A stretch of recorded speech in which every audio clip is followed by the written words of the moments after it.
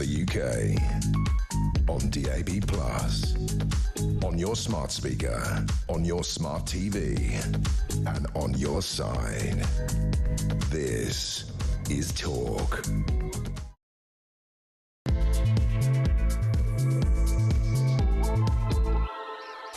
There you are. Good afternoon and welcome to Drive Time right here on Talk. I'm your host, Kevin O'Sullivan, and I'll be with you for 3 thrilling hours of news, views and topical debate. You know the drill. Get stuck in, get it off your chest, get on the phone and call me on 0344 499 1000, or you can WhatsApp voice note me on the same number. And I promise to play your message out. It is Tuesday, March the 10th.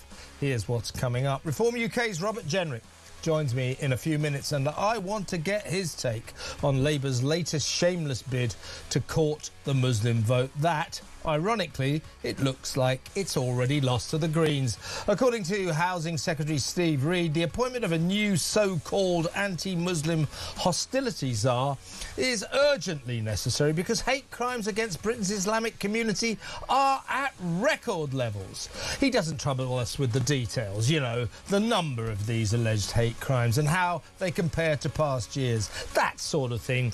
Isn't it strange, though, that the Jewish community, who have been subjected to a very obvious soaring explosion of anti-Semitic offences, are not being given an anti-Semitism czar? 0344 499 1000. I guess that's because there's only 270,000 of them, and Labour are far more interested in the UK's 4 million Muslims. But what do you think of these new laws that could make criticising Muslim men in rape gangs an offence? Have a go at an Islamic country like, I don't know, say Iran, and you could end up in court. Isn't this sucking up to Muslims by Keir's craven crew getting out of hand? 0344 499 1000. In other news, Broken Britain's shameful inability to stand up for itself is put into sharp, excruciating focus as, of all people, that little pipsqueak French President Macron sends an impressive task force to the Gulf. And all Starmer's mob can manage is a feeble half-promise by Defence Secretary John Healey that HMS Dragon might finally, just finally, be ready to set sail for Cyprus in a couple of days. How pathetic is that? 0344 499 1000. Also on today's show, migrants are accused of treating Britain like a cash machine after it emerged that a quarter of them, one in four, are on universal credit. The Asylum Seeker Hotel of Shame, where serious crime is a way of life, and the non-stop moaning of Bake-Off bore Nadia Hussein, who accuses the BBC of dropping her because she's a Muslim woman, as opposed to a Dullsville presenter whose dreary recipes delivered rock-bottom ratings. 0344 499 1000. Did you like Nadia Hussein on the telly? Will you miss her? Do you think she's the victim of racism, of Islamophobia, of sexism, as she does? Or do you think she was just a dreary, rubbishy presenter with boring recipes? What do you think? 0344 499 1000. All that and so much more. So don't go anywhere. Stick with me right here, right now on Talk, the home of free speech and common sense. Let's spend Tuesday afternoon together. Waiting to go over to Robert Jenrick as soon as he links into us. But as I speak, massive airstrikes continue to rain down on Tehran, with unusually large explosions today. So we'll talk about the war in just a little minute. But right now, welcome to the show, Robert Jenrick. Thank you for joining us, Robert. Hi, good afternoon. Well, look, obviously I want to get your take on the war in a little while, and Britain's frankly staggeringly feeble response, which is a humiliation to this nation, I think. But I think we need to talk about this new Islamophobia business with Labour, where Steve Reid, the Housing and Local Government Secretary, assures us that they need, right now, you know, they're going to invest £4 million in this. They need an anti-Muslim hostility czar because hate crimes against members of the British Islamic community are soaring to record levels. He doesn't trouble us with any details. Where are the numbers there? I mean, do you feel that there are record numbers of hate crimes against Islamic people, against Muslims? I don't. I tell you, the community within Britain that is suffering serious numbers of hate crimes, that's the Jewish community. I don't see any proposal from Labour for an anti-Semitism czar. This is just shameless courting of the Muslim vote, isn't it? We don't need to have these czars for particular religions. We want to live in a country where everyone is equal under the law. Everyone can live their life in safety and free from hate on the street. Playing to individual faiths in this way, particularly the Muslim faith, because it's so transparent what Labour's agenda here is just sectarian politics. We saw that in the by-election up in Manchester a fortnight ago, and we see it in towns and cities across our country where people are increasingly voting on religious lines in a way they haven't done in our country, in our modern history. And that has got to stop. That is a dark path to go down. We know what Labour is doing here. We have laws to stop people being abusive to others. We have anti-hate laws, and they should be enforced equally, regardless of your faith, to everyone in the country. Yeah, why should one religion get its own czar when others don't? You're quite right. That sort of singles out the Islam community for special treatment, and that isn't right. But also, these new rules will have a chilling effect on freedom of speech. For example, should you choose, and I may well choose, to criticise Muslim men who are members of these awful rape gangs, you could end up on the wrong side of the law for being disrespectful to Islam. Same deal if you wanted to, say, criticise an Islamic country. I don't know, shall we say Iran? That could end you up in court. This is not something we need in this country. Apart from, as you say, it's not right in Britain for any single religion to be given special treatment. This new crackdown will have a chilling effect on freedom of speech, our ability to criticise Muslims or the Islamic faith if we want to. Yeah, I'm really worried about that. We've never had, or not in recent times, a blasphemy law. In fact, Parliament voted to abolish blasphemy more than 20 years ago for Christianity. What we don't want to have is that brought back by the back door and effectively just for Islam. Of course, there are situations where people should rightly feel the full force of the law if they do things which are inciting violence against people from particular faiths. But you've got to be able to criticise, to satire, to mock religions. That's part of living in a free society. And what we mustn't see is that eroded in this way. We had that recently with a case of a man who was on trial for burning a Quran on the streets, where the CPS invented a charge which didn't really exist, of inciting hate against the institution of the religion of Islam. Eventually, after a long battle, that was thrown out by the courts. Now I fear that through these changes that Labour are bringing in, and God forbid one day that turning into a legally binding definition of Islamophobia, as was once proposed by many within the Labour Party and others, we end up going down the road where you just cannot speak your mind freely about religion in this country. You've got to stop.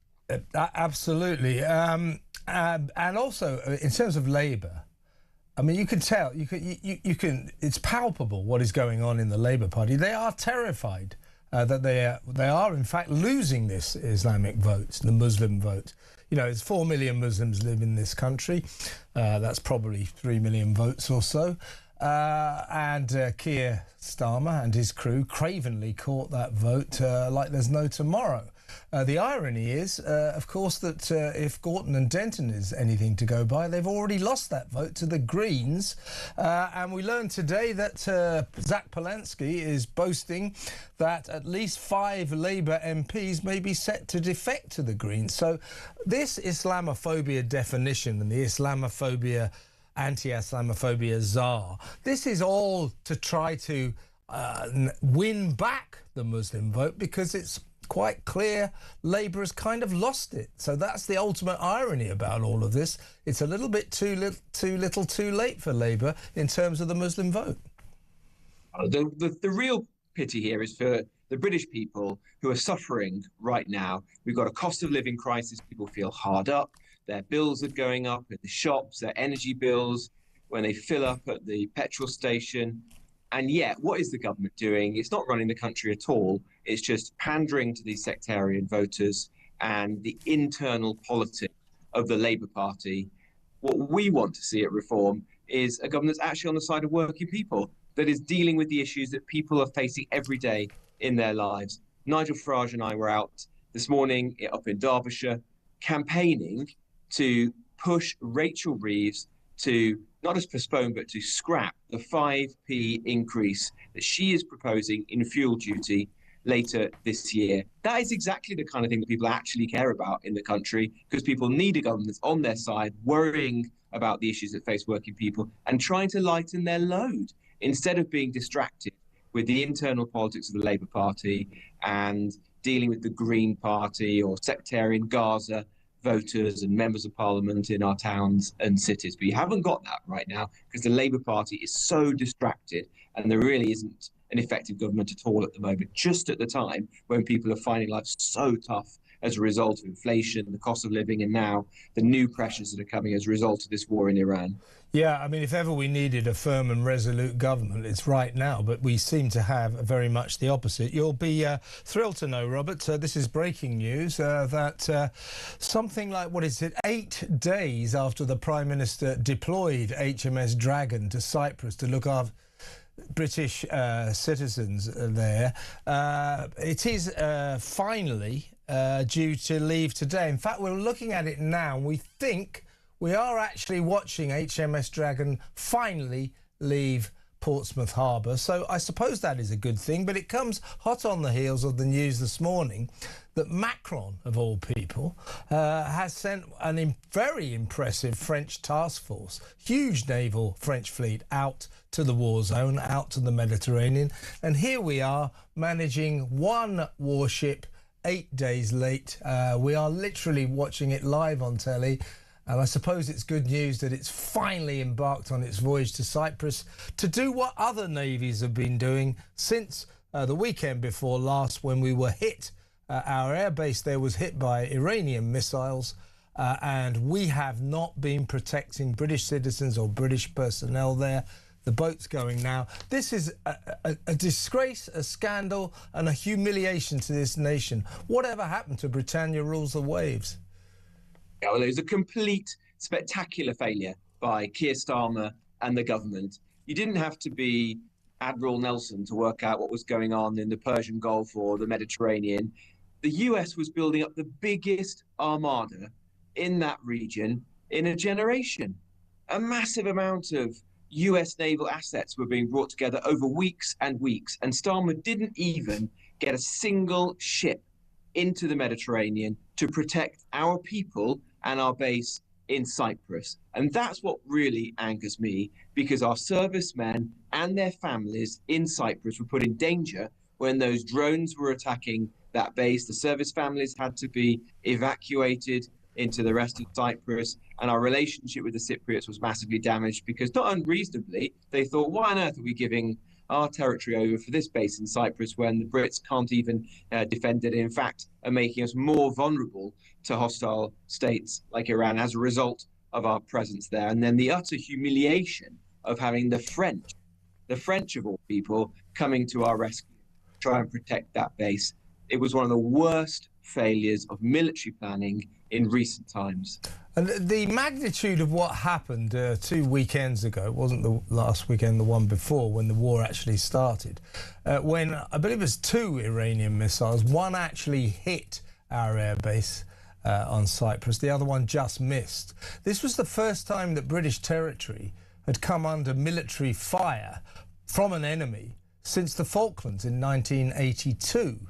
And when the Falklands situation erupted, Margaret Thatcher deployed a massive task force of 40 ships, including 2 aircraft carriers, within 4 days to protect British sovereign territory. Keir Starmer seems to be presiding over a country that allows enemies to attack its sovereign territory and does nothing about it, and relies on foreign navies to look after our citizens. As I say, the magnitude of this is not being stressed enough, I think. Well, it was incredibly incompetent, the way in which Keir Starmer handled us, not getting any of our military assets into the region to protect the base, even when it began to happen, not moving fast enough. But it also just speaks to the fact that over government after government in recent times, our armed forces have been completely, woefully underfunded and are now in this pitiful state where they can't ready a single ship in fast time to get out there and protect our people and our bases. It's the fault of this Labour government, and it was the fault of the last Conservative government as well. And it speaks to the fact that this government is not really running the country at all. And who is going to lose out on this? Well, of course, we should worry about our bases and our people, but we've also got to worry about the impact on Brits here at home of this conflict. The fact that it's going to make inflation go up again, it's going to cost more for food in the supermarkets, and it's going to cost more for fuel at the pumps. We've seen that already as the cost of fuel at the pump is going up and up and up. And I was out in Derbyshire today at a petrol station with Nigel Farage. You could see that people were queuing up to get fuel. Yeah. They were worried about it and the impact upon them. I met nurses, carers, white van men, tradesmen who are out doing their business, hauliers. Everyone is suffering as a result of this. And that's why we want the war to end quickly. But we've also got to put pressure on Rachel Reeves to do the right thing and scrap this proposed 5p increase in fuel duty that's coming down the line. It's the least she could do, because it is the worst possible moment to be increasing tax on people at the pumps.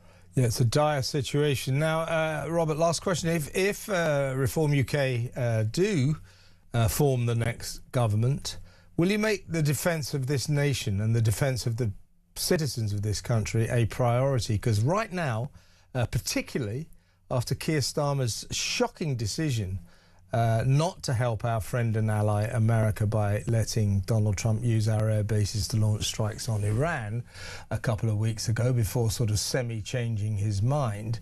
The folly of that decision was, as Tony Blair pointed out, for better or for worse, like it or not, the defence of this nation is wrapped up in the special relationship with America. America helps defend this nation. What Starmer did by abandoning Trump means that America is unlikely to come to our defence. So we are palpably undefended. What will Reform do to rectify this terrible situation?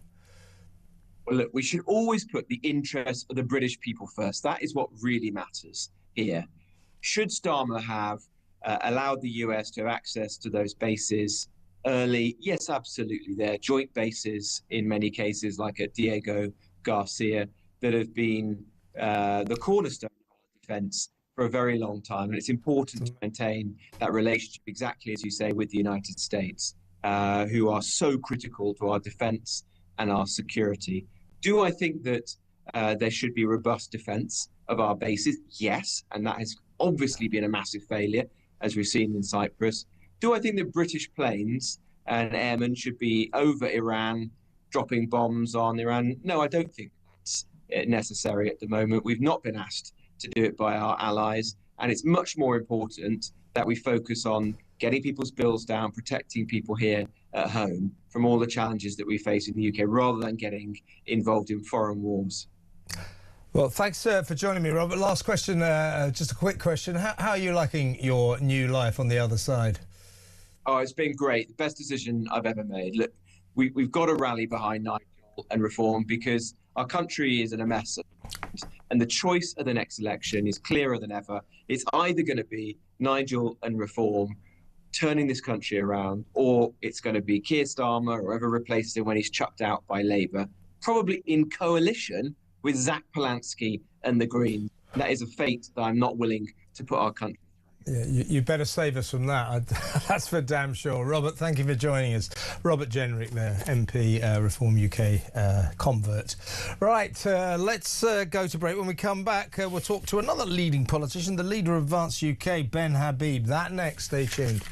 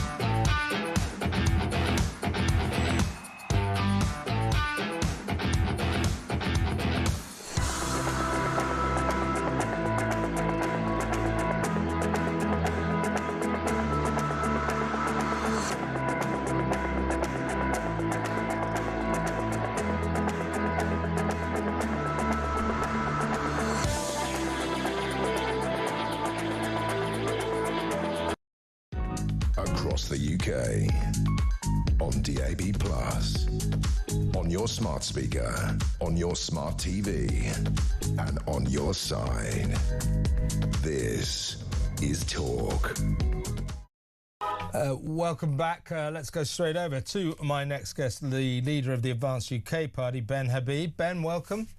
Good afternoon, Kevin. Good to see you. Good to see you. As we speak, I'm watching HMS Dragon finally leave port in Portsmouth. So the citizens, the British citizens on the island of Cyprus, can rest easy in their beds because HMS Dragon, the British Navy, will be with you in about a week.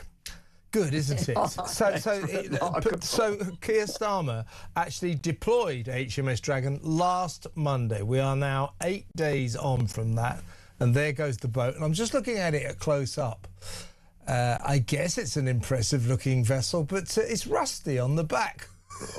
I mean, it's just, it probably sums us up, doesn't it? It's absolutely saddening that we can't, rule Britannia, remember? Yeah. Right? Where's it all gone? We didn't lose a naval battle between 1805 and 1917.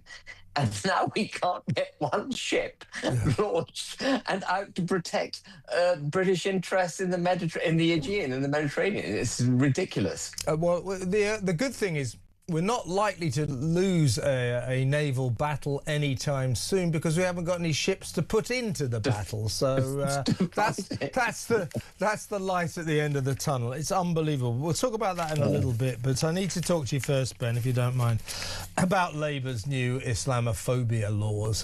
Their appointment. They're spending £4 million just on the launch of this. Their appointment of an anti-Muslim hostility czar.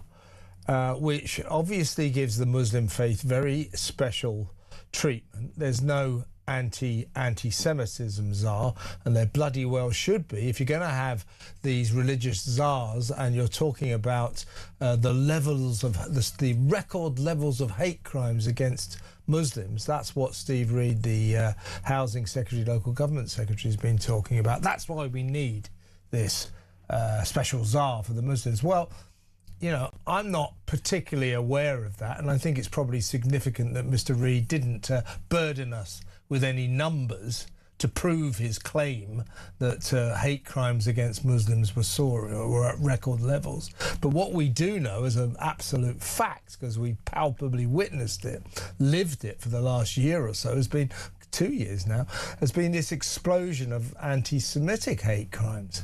The Jewish community are not getting their anti-Semitism czar, but the Muslims are getting an anti-Muslim hostility czar.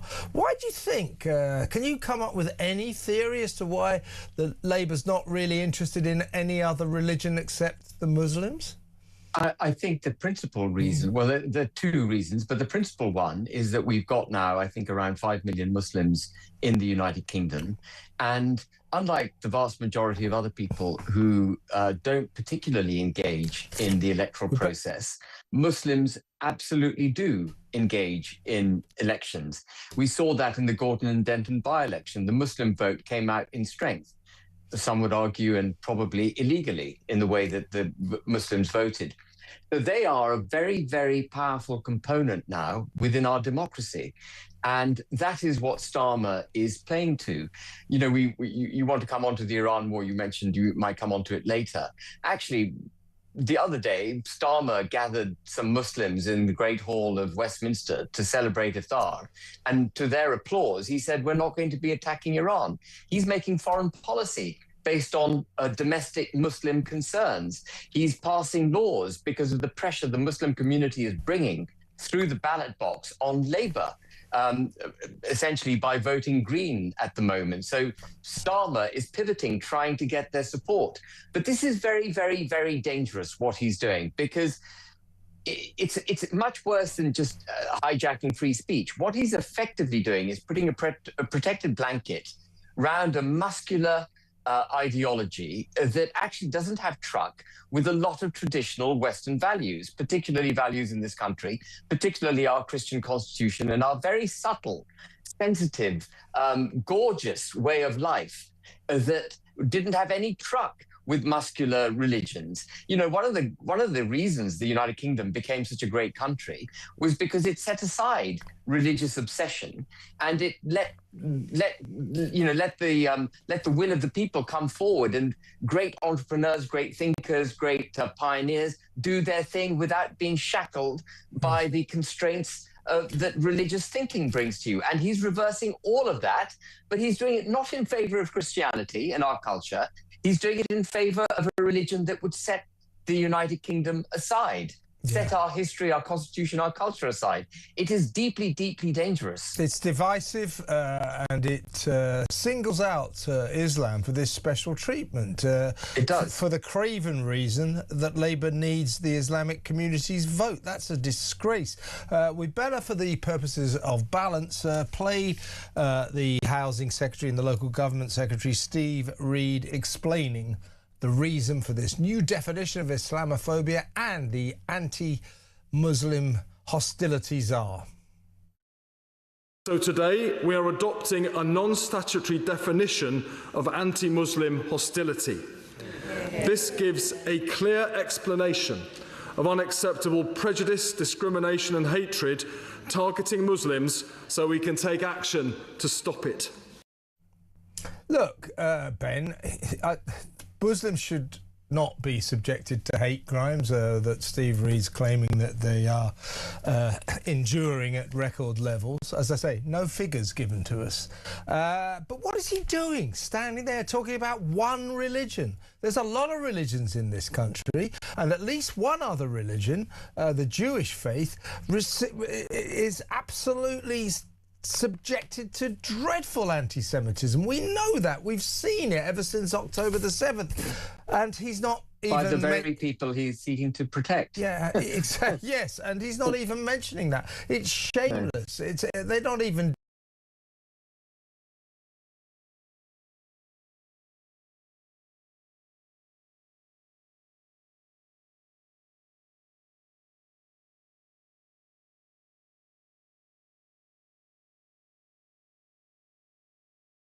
Statutory description and use it as a guideline. Even the courts will use it as a guideline as to whether or not there's been hate speech practiced or some kind of, anti-Muslimness taking place. They will be looking at that for guidance. He is deceiving us when he says this is of a non-statutory nature. That is rubbish. Yeah. And if you protect one religion over any others, Christianity for over 1,000 years was protected. It was protected because we had bishops in the House of Lords, because the King of England was the head of the church, and so on and so forth. We had the constitution of this country wrapped in Christianity. Even though government was secular, we had the constitution of this country wrapped in Christianity, and it got its protection from that. What they're doing is setting aside our Christian constitution and replacing it with Islam. Yeah. That is what's going to happen. And let's talk about the implications of this, because this is going to be another one of these set of laws, rules, regulations where the victim, if I am a Muslim and I consider that somehow or other I'm the victim of a hate crime, an Islamophobic hate crime, that will be enough for the alleged perpetrator to be arrested, interviewed, no doubt end up in court. So, what this new set of rules will dictate is that anyone who speaks badly of Islam, be it, say, I'm not keen on those Muslim men who belong to rape gangs, why are so many Muslims in these rape gangs, that would probably fall foul of these laws. Absolutely. If I wanted to criticise a Muslim country, such as, I don't know, Iran, that might fall foul of these new laws. So aside from the fact it's entirely wrong and undemocratic to single out one religion for this special treatment, this is going to have an absolutely chilling effect on free speech, because in this country, if I want to criticise Iran or Muslims or take the mickey out of the Islamic faith, I'm allowed to by law, but this will probably end that.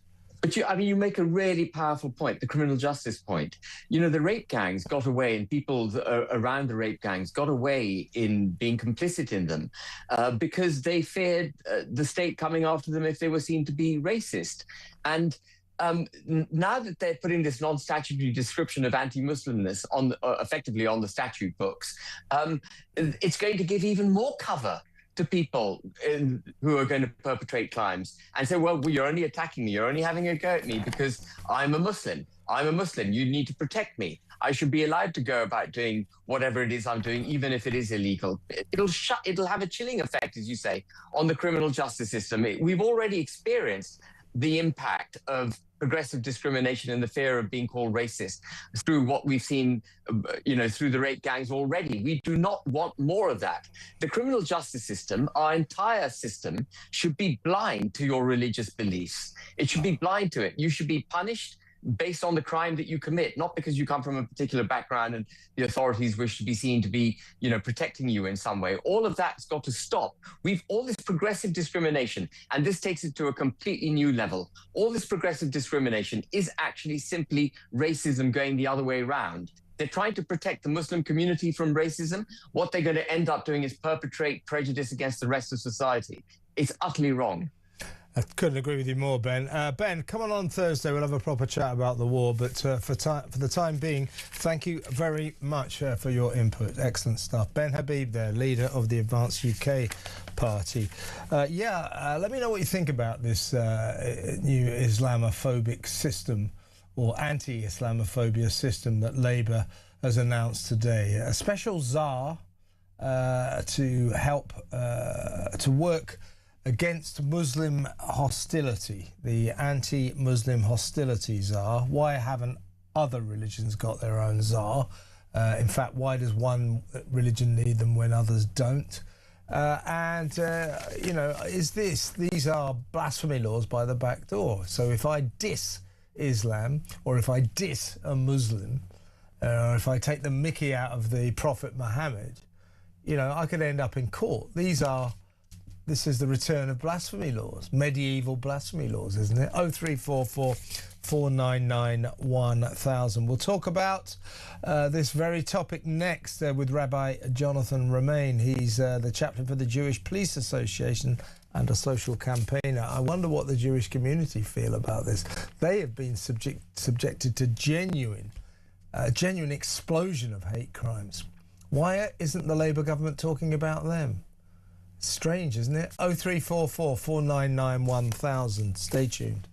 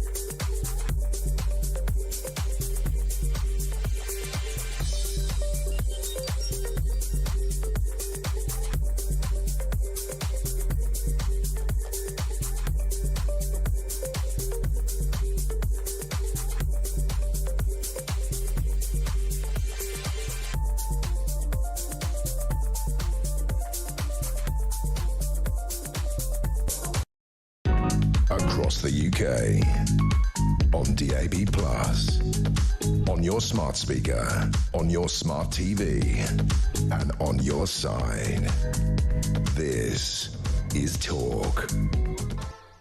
Yeah, just watching HMS Dragon make its way to the edge of Portsmouth Harbour, and then it will head out to the high seas. The big joke was, until now, that this was the only boat that Keir Starmer has ever stopped crossing the channel. But now it's about to attempt that. I'm just looking at it, though. I mean, I guess it's a fine-looking ship. It's got rust on it. It's got rust all over it. I mean, come on. We finally send a boat to protect Cyprus out to the war zone like a proper country should. It's taken us 8 days, but it turns out it's rusty. Great. 03444991000. Well, let's go over to my next guest. I want to talk about Labour's new definition of Islamophobia, and it's the Islamic community's apparent need for an anti-Muslim hostility czar. Let's talk to Rabbi Jonathan Romain. Welcome, Jonathan. Hi, Kevin. Good to be with you again. Yes, indeed. Now, I'm worried about what the Labour government has announced today because, Steve Reid, the Housing and Local Government Secretary, has said, the Islamic community, they need an anti-Muslim hostility czar because hate crimes against the Islamic community, against Muslims in this country, are at record levels. He doesn't trouble us with any details, the numbers of crimes compared with past years. Whereas one thing we do know palpably since October the 7th in this country, there has been an explosion of anti-Semitic hate crimes, anti-Semitic offences, anti-Semitism generally. Why do you think Steve Reid and the Labour government think it's so important that the Muslim community get an anti-Muslim hostility czar, and yet they don't seem to feel any need to appoint an anti-Semitism czar? Well, I'm not sure of their thinking, to be honest, and I would disagree with it for 3 reasons. Although, obviously, harming a Muslim is wrong. Shouldn't even need to say that, but it's just worth recording. But I think there's 3 problems with this bill. Firstly, if you attack a mosque or a Muslim, then that is actually already covered in law. We don't need something in addition. Secondly, what about Hindus and Sikhs, who are often attacked as well? We don't hear about it quite so much because they're smaller numbers, frankly.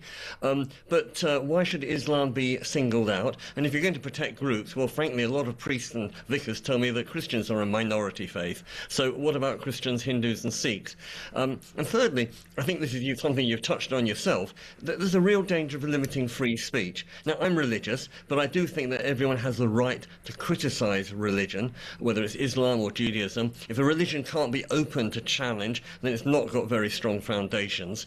And there's a danger that we're going to limit, as you say, it's almost a blasphemy law by the back door, and harming individuals, totally out. But criticising a faith, that's okay. And I think those 2 lines have become blurred, and that's a real problem. And finally, I just want to add something that, in a sense, let's be fair to Muslims, the Muslim community, they have suffered. There's no doubt about it. It's a big shame.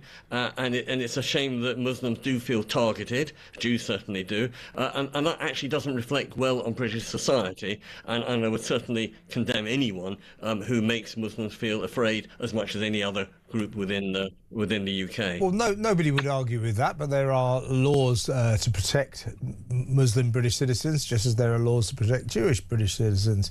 And I think it's very generous of you to talk about the hate incidents against Muslims when it's quite clear, it's quite obvious that the Jewish community is suffering much worse antipathy than the Islamic community has done since October the 7th. That is absolutely obvious. In actual fact, every weekend, snaking through our major cities, you get huge demonstrations by Muslims, against Israel. So you would have thought if the government is in the mood to appoint what I would suggest is a completely unnecessary czar to protect Muslims, why them first? It should have been Jewish people first, shouldn't it? Well, I agree with you. I guess there are 2 things behind the government's thinking. One is that Muslims are much more visible, particularly... I'll tell you what they are, Jonathan, is they're much more numerous. There's 4 million votes, or there's 3 million votes in the Muslim community for the Labour Party or the Labour government, whereas Jewish people, I think there's only about 270,000 to 280,000 in the whole of the country. So I'm afraid you are not numerous enough to warrant Labour's attention because you don't deliver enough votes. Well, maybe that's true, but I think perhaps it would be better focus, the government that is, if they looked not so much about people being unpleasant to Muslims, but actually integrating Muslim and any other new community. I mean, let's be honest, some Muslims are third or fourth generation, so they are British to their roots, but there are other Muslims who perhaps have come here more recently, and we need to integrate them and any other faith or people of no faith. So, for instance, immediate entry requirement should be able to be speaking English or enrollment in English class. I'm very much against faith schools, Muslim, Jewish, Hindu, Sikh, because they divide the children, Monday to Friday, 9 to 3. Why are we dividing those children? We should be integrating them, getting them to know each other. I'm also, I have to say, very much in favour of different traditions, but against the full face veil. No problems with the Hindu, with the Sikh turban, or a nun's wimple, or Rastafarian locks. But when you cover your eyes, cover your face, that's very that sort of upsets people, because we read people by their face, by their eyes, mouth, lips. So I think that is also a bar against integration. And of course, that's a cultural tradition. It's not a religious tradition. There are many, many devout Muslim women who don't wear it. So I think that's something that the Muslim community might think of as a way of integrating themselves as well. Yeah, I think the headline on all of this is that no single religion should be given special treatment, a special czar. And yet that is what's happened in terms of Britain's Muslims. There isn't a czar for the Jewish community, there isn't a czar for the Christian community, the Hindu community, the Sikh community, just the Muslims. It is shameless, blatant vote chasing by Labour. The final irony being it looks like they've lost the Muslim vote to the Greens, so it may all be in vain. Yes, I mean, I think there is a problem, but they haven't found the right solution. The problem is that there's a lot of hostility within society, particularly against Muslims and Jews, but against other groups as well. But this is not the answer.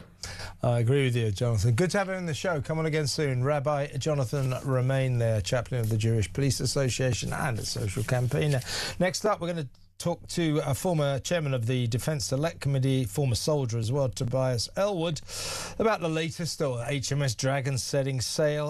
Let's play a little video game, the war of the videos. Iran has released a retaliatory video to combat the American videos coming out of the White House. So it's like video wars. And Iran's video has been criticised as ridiculous, but I think it's meant to be ridiculous. I think it might be taking the urine out of the West. So we'll have a look at those and we'll talk about what's going on with the war generally. That next, stay tuned.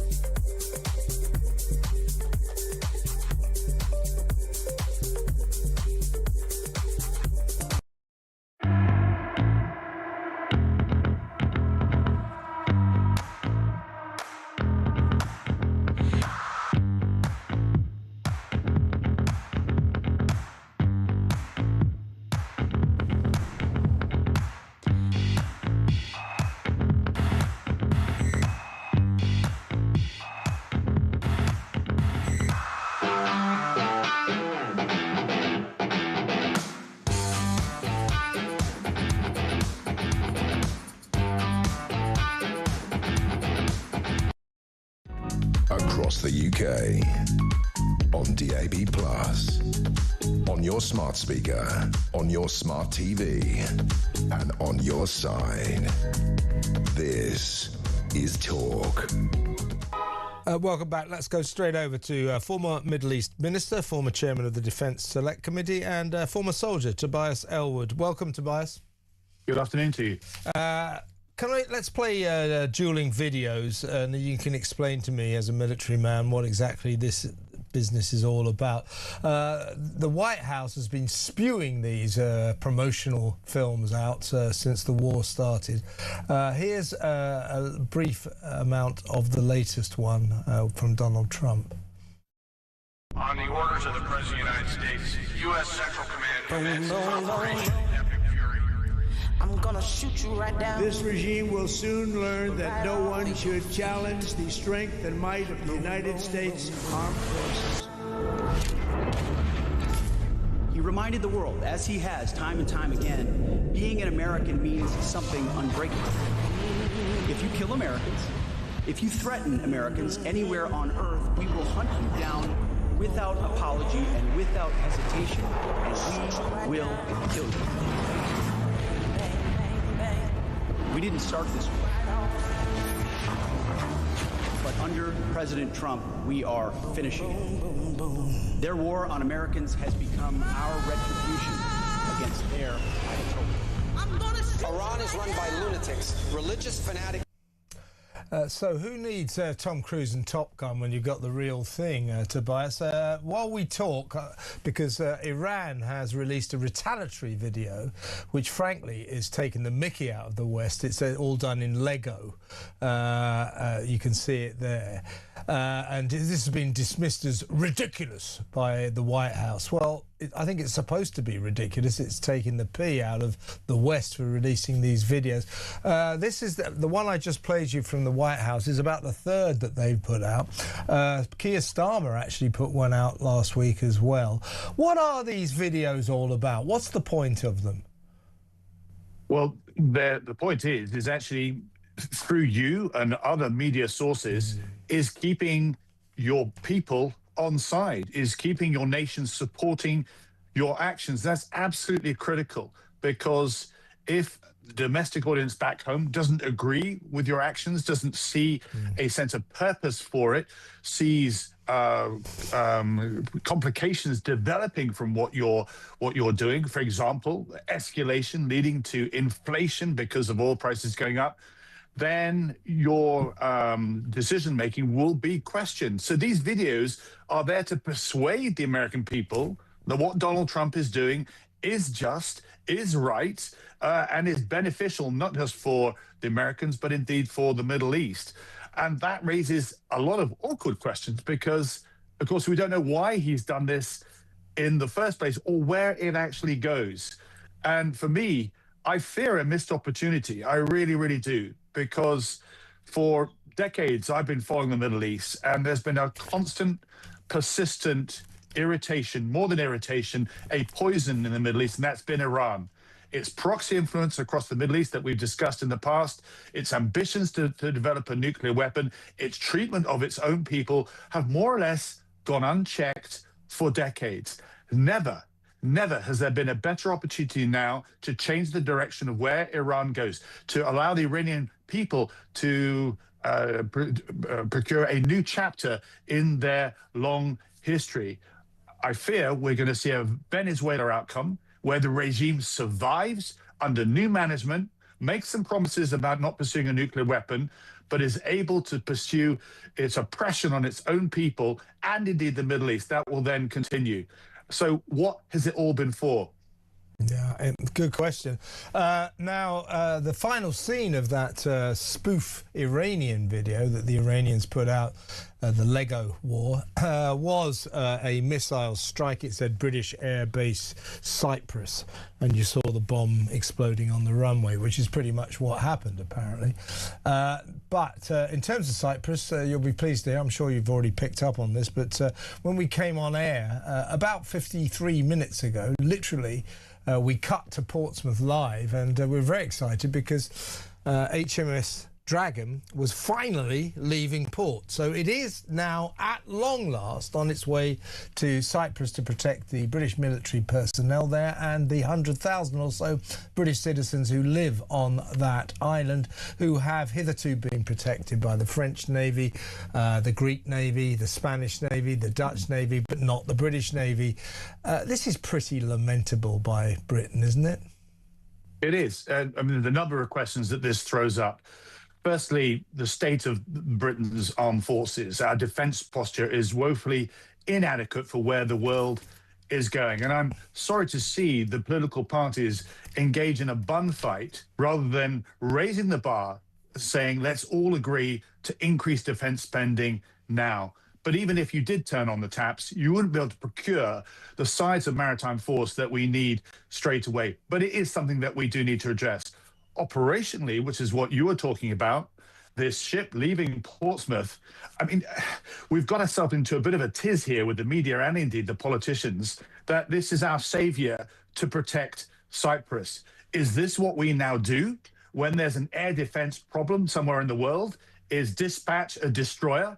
That is not the answer. We have something called Sky Sabre that could have been put on the inside of C-17, flown out to Cyprus overnight and be operational the next day. That is the way that you actually protect ground bases, is having their dedicated air defense systems. Portsmouth does not have one now. So the Iranian Shahad missiles, drones, for example, could easily attack from one of those ships from the shadow fleets, could launch off the Isle of Wight and attack Portsmouth. And we do not have the air defences. So it raises so many questions about our own defence posture that we do need to address. Quite rightly, we should be sending a destroyer to the Middle East. That's where the action is. That's where our aircraft carrier should be as well. But we need dedicated air defence over our cities, over our military assets across the world. That should have happened years ago. And Macron, President Macron, I don't know if this is sort of brinkmanship between national leaders. Macron saying, hey, look, here, Keir, this is what you should be doing. He's today dispatched 8 frigates, 2 amphibious helicopter carriers and France's flagship aircraft carrier, the Charles de Gaulle, out to the war zone, and has actually put out a video of him boasting, saying you can rely on France. Well, it is a rather more impressive display that President Macron's putting on than Prime Minister Starmer, isn't it? Well, it is, but this is what Macron does. He does it very, very well indeed. But France has invested in those assets over the years, and we've scaled back. It takes years to build these platforms. And not only that, when the platforms are then built, but they're inadequate. I don't know if you're aware, but the Type 45 can't hit any targets on land. I'll say that again. It cannot strike targets at range on land. Well, why is that, Tobias? Sorry, why? Well, because cost cuts meant that the missiles are not designed to hit. They're only designed to work at sea because the Navy, because of the limitations in costs, decided we're only going to hit things at sea. Okay. So the American destroyers, the Arleigh Burkes, they have Tomahawks on board, which is what we should have.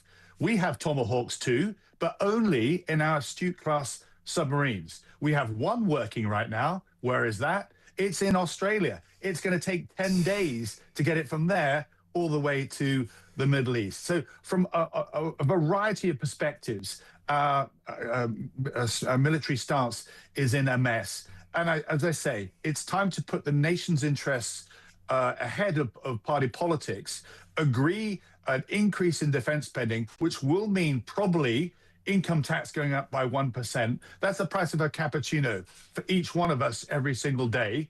But worth it, given it's not just Iran, the bigger picture. Our global order is fragmenting. We need to wake up to where our world is going. We are unprepared. And that means investing in defense. And on the Shahad missiles itself, if I can say, Iran has thousands of them. So America might declare some form of victory, but Iran still has the ability to cause harm. These things use GPS. They fly about 200 kilometers an hour. The way you take them down is through helicopters by shooting them down, or indeed through drones, UAVs, that can fire bullets. You don't send a Type 45 that uses its Aster missile system, which costs £1 million a shot, to shoot something down that costs $20,000. That is not economic sense. Iran knows that. The longer Iran drags this war out, Iran knows that it's actually the bill that America is having to foot, indeed Britain and elsewhere, is ratcheting up, as well as our stockpiles are being depleted as well. These are factors that I'm afraid Trump is aware of, which is why he's probably going to call it a day in a few days' time. Yeah, and when he does, I think he might leave the entire region in the lurch, because this war may be militarily semi-won, but it is not won culturally at all. Tobias, good to talk to you. Thank you so much. Tobias Ellwood there, former Middle East Minister. When we come back, we're going to talk to James Price about all the big stories, so you better stay tuned.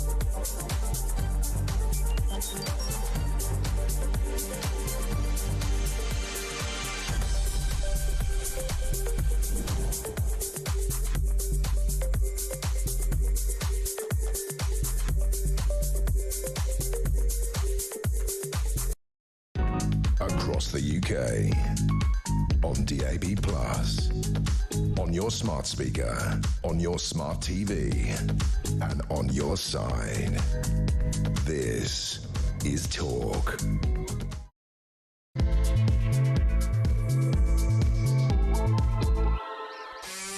Yeah, welcome back. In a little while, we're going to do a couple of migrant crisis stories. Turns out that 1 in 4 migrants in this country is on universal credit, and they have been accused of using the UK as a cash machine. We'll talk about that. Also, I'll take you to the migrant hotel that has turned into a sort of serious one-venue crime wave. More than 200 crimes committed by the residents of this asylum seekers hotel in 5 years, including sexual assault, drug offences, violence, really serious offences. So this hotel, asylum seeker hotel, at this hotel, serious crime has become a way of life. We'll talk about that later. Plus, all that's happening in the wonderful world of sport with Sean Custis, head of sport at The Sun, to top off another 60 sizzling minutes. But let's get them off to a sparkling start in the excellent company of former Government Special Advisor James Price. Welcome, James. Hello, my friend. I've been called worse. That's a great intro. Thank you. You're very welcome, and it's very well deserved. Will you join me in wishing HMS Dragon bon voyage? I'm watching now. It's finally left Portsmouth Harbour, having been deployed last Monday, 8 days after the Prime Minister said, "In action, man. Well, we're going to send a ship to save Cyprus." Yeah, 8 days later, it's gone. I was watching it leave the harbour. Perhaps I'm being a little nitpicky, but it's got rust all over it. I mean, it's just extraordinary, the whole thing, isn't it? Right? The Royal Navy is in many ways the engine of the modern world, because of our need to defend ourselves and our island, as we saw a little bit during the Armada of 1588. We saw it again all the way through Napoleon and the wars of America and breaking away the 7 Years' War before that. The Royal Navy became the most advanced organization on the face of the planet. It was this apex predator. That's why we ruled the waves. That's why we were able to spread democracy and the common law and the English language and all the amazing things that Britain has given the world because of the Royal Navy. And there have been so many people who have served so bravely and continue to serve so bravely and so gallantly and given their lives in defense of freedom. Let's remember, of course, it was also the Royal Navy that ended the slave trade as we know it at the cost of a huge amount of blood and treasure, because this island knew that it was the right thing to do. So to see it get to the position that it's in now, as you say, of one ship a week and a bit late with some rust on it, trawling off after the action's already happened, it's so depressing to see. It really, really is. And it turns out that, France, arguably, as just as an abysmal leader as we do, as in that pipsqueak mini Macron.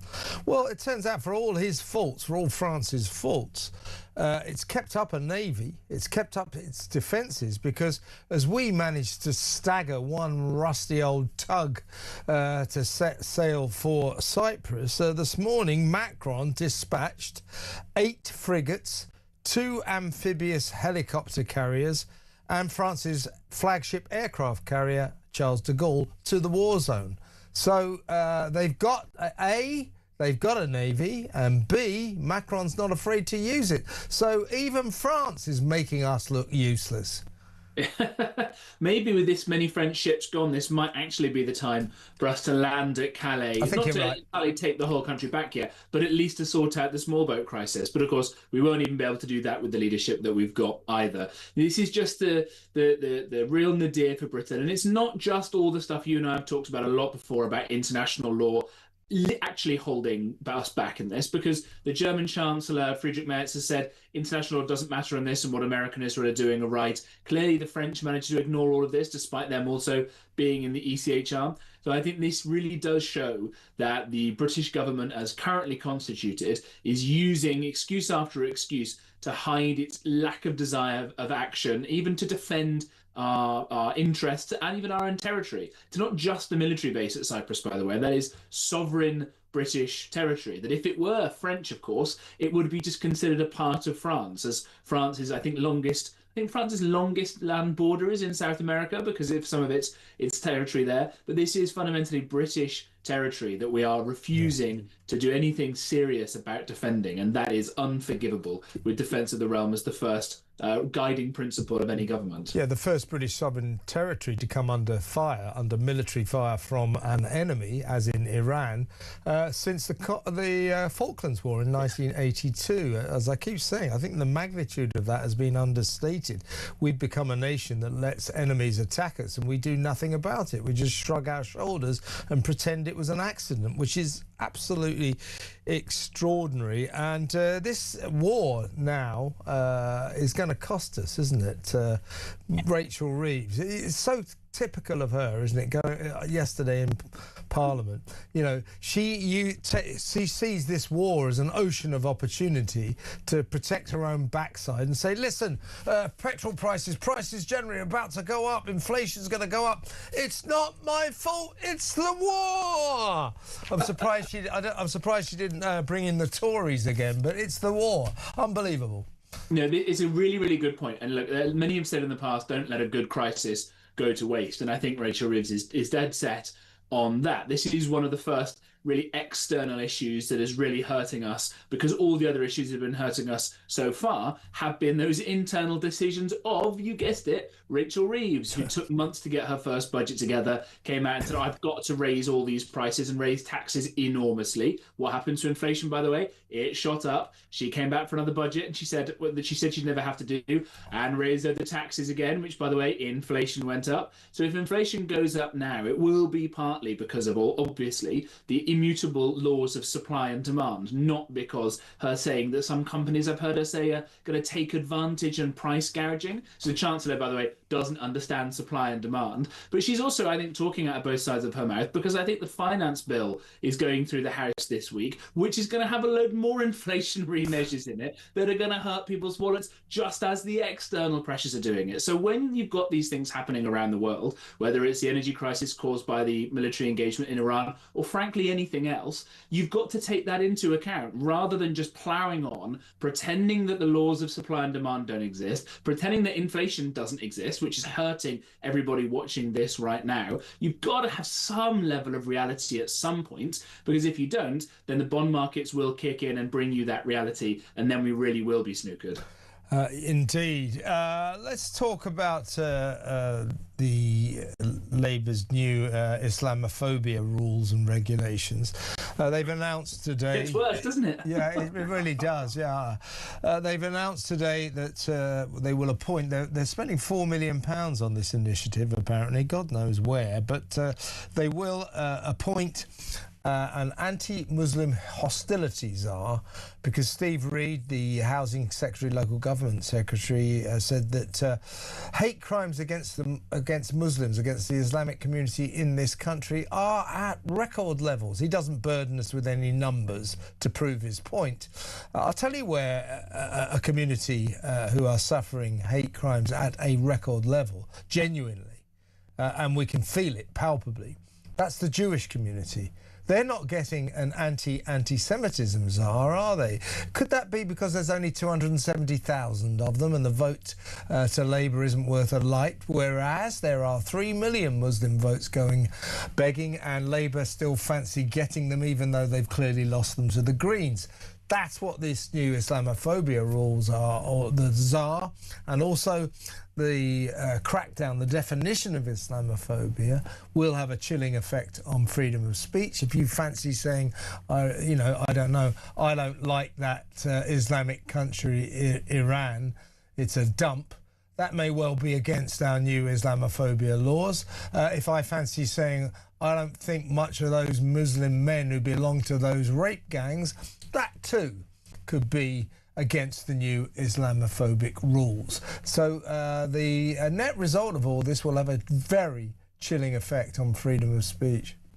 Yeah, absolutely right. You've hit the nail on the head there several times. Why is there no anti-Jewish hatred czar being appointed? Why is there no anti-Christian hatred czar being appointed, by the way? Because at the moment you've got, I think there was a woman who was arrested because she said she might have been praying silently in her head in the vicinity of an abortion clinic. And so you've got people being arrested for potentially not even admitting that they were praying silently in their head, but that they might have been doing it. And that woman got arrested for that. So that's the state doing what, almost actively acting against the wishes of what the teachings of the billions of Christians around the world often think, especially if they're Catholic, I suppose, where the Pope explicitly is anti-abortion and that. But that doesn't matter. We'll go on to this because exactly as you say, Kev, it is about votes. And this is about the bloc vote that has been happening in far too many parts of the country now, leading to this kind of balkanization. And you're seeing, again, the different organs of the state whirring into gear to try and enforce this.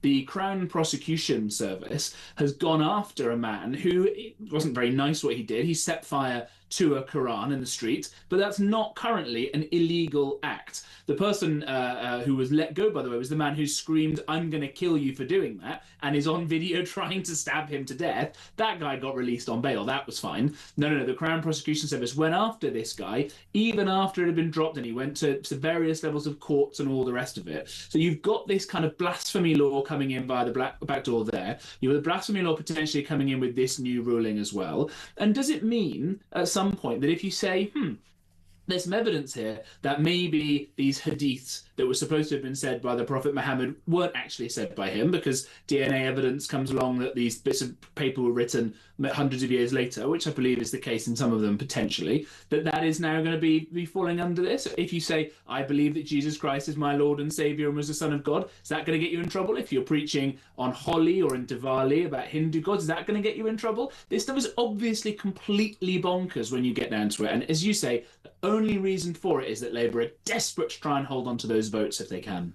Yeah, and it should be legal. I wouldn't advise it, I wouldn't condone it, but if I want to sing from the rooftops that the Islamic faith is a load of rubbish and I don't think much of the Prophet Muhammad at all, if I want to say that, that is supposed to be legal in this country, and quite rightly so. This is a freedom of speech issue in a modern nation that no longer has blasphemy laws, quite rightly in my view. Right. But if I do that now under these new rules, I don't think I'll get away with it. I think I'll be arrested for what they call it, a religiously aggravated offence. Right, exactly right. This never happened, by the way, when The Life of Brian came out and Monty Python were taking the mick out of some elements of Christianity. I know at the time they said they weren't. This all should have been nipped in the bud back in the late 1980s when Salman Rushdie, the novelist, had committed the evil sin of writing a novel, and there were protests in the streets. And let's take it back to Iran. The first Ayatollah put out a fatwa on Salman Rushdie, and there were people in the liberal intelligentsia, many of them, who said, yes, Salman Rushdie shouldn't have done that, and he's going to have whatever he gets his own comeuppance. And by the way, there were several people like Boris Johnson who were pretty weak and mealy-mouthed on this on the right, as well as plenty of people on the left. When that was happening decades and decades ago, when the numbers of people of that faith, or certainly the hardcore extremists of it who would listen to an Ayatollah like that, were much, much smaller, we were very, very weak. And we've let this kind of social cancer grow, that people think it's acceptable in the United Kingdom, in what is still a Christian country, to go around threatening to kill people and trying to kill people for criticising a set of ideas about how to live your life, because essentially that is what a religion is. None of these things should be immune from criticism. Plenty of criticism for all religions to go around, but this is not how you sustain a civilization if you want to sustain it. I mean, in this country, in a modern Western democracy, in my view, no religion should get special treatment. And yet, Islam is now going to get special treatment. It's going to get its special czar. There will be new rules and regulations, a special definition of Islamophobia. Somebody's pointed out that Lord Mann is the government's independent advisor on anti-Semitism, but that is not the same as a full-time salaried czar who is there specifically to monitor whether or not someone has been hateful about Islam, someone has been insulting towards Muslims.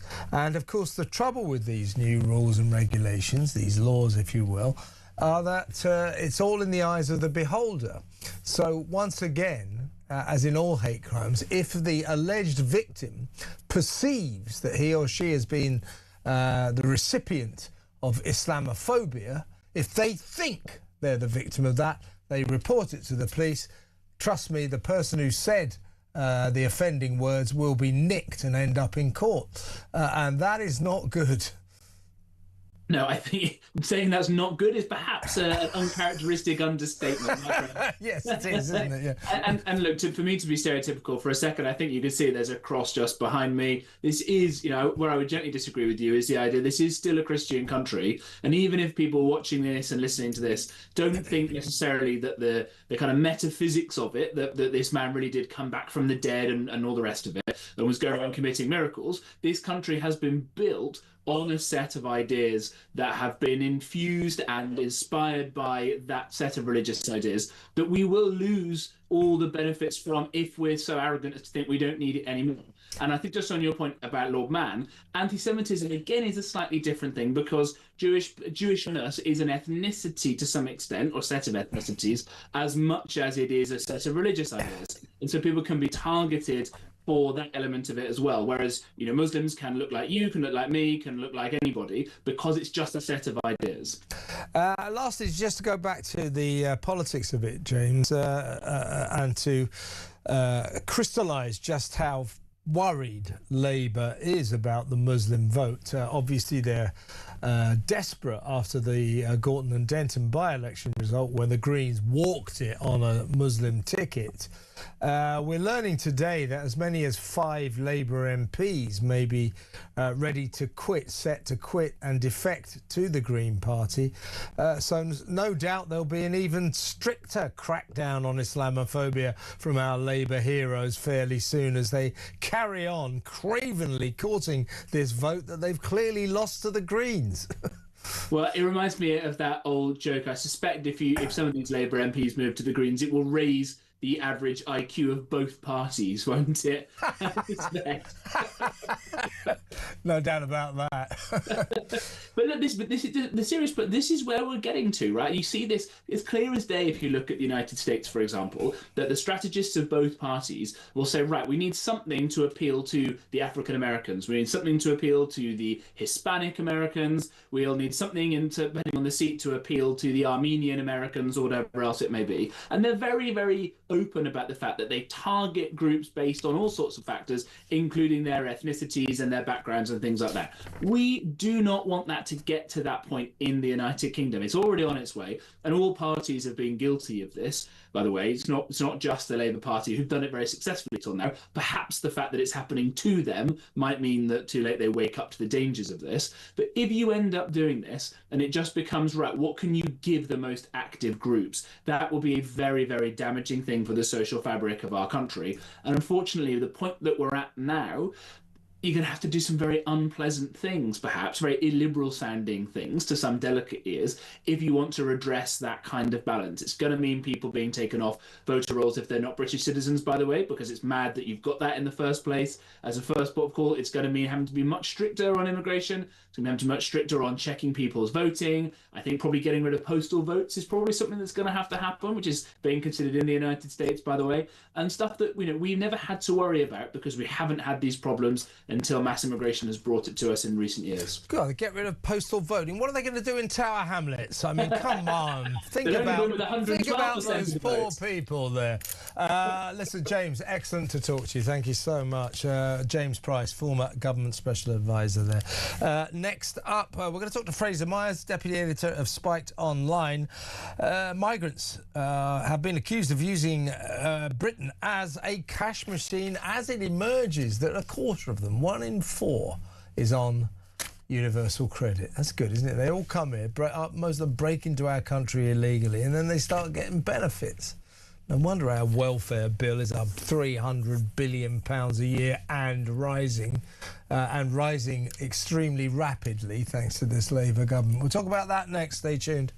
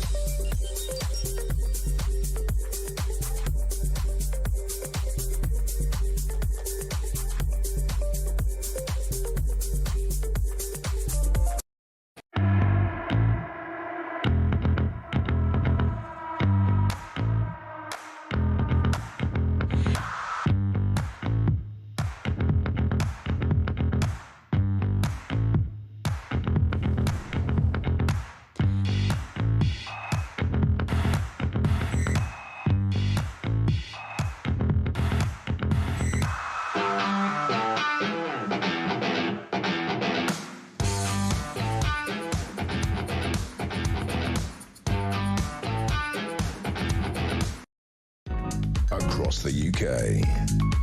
On DAB+, on your smart speaker, on your smart TV, and on your side. This is Talk. Welcome back. Let's go straight over to my next guest, Deputy Editor of Spiked Online, Fraser Myers. Welcome, Fraser. Thanks for having me. Thank you for joining us. Now, I want to throw in another story to you in a little while. The government has announced what do they call it? A consultation initiative with these digital IDs that it's so enthusiastic to introduce. We'll talk about that in a little while. It's quite amusing because the government's assuming that we all want digital IDs, but they want our input. No. We've told you already. We don't want them. That's our input. We'll talk about that in a second, but I wanted to get you on this extraordinary statistic. Migrants have been accused of using the UK as a cash machine, as it is revealed that 1 in 4, a quarter of non-EU settlers to this country are on universal credit.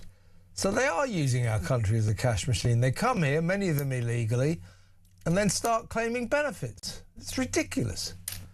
I mean, it's an absolutely extraordinary statistic, and it's incredible that the government has allowed things to get this out of hand, because any ordinary person hears something like that, and quite rightly, their blood boils, because many people believe that we should have a welfare state, that when people are on hard times, they need, unemployment, they need looking after. When people have disabilities they need looking after. But this just completely undermines that. It makes a complete mockery of the welfare state. It shows up the immigration system as a complete joke. We're supposed to be selecting for high-skilled immigration, for particular shortage occupations. People can understand why people might need to come to this country to work and to contribute. Most people are not don't want to pull up the drawbridge.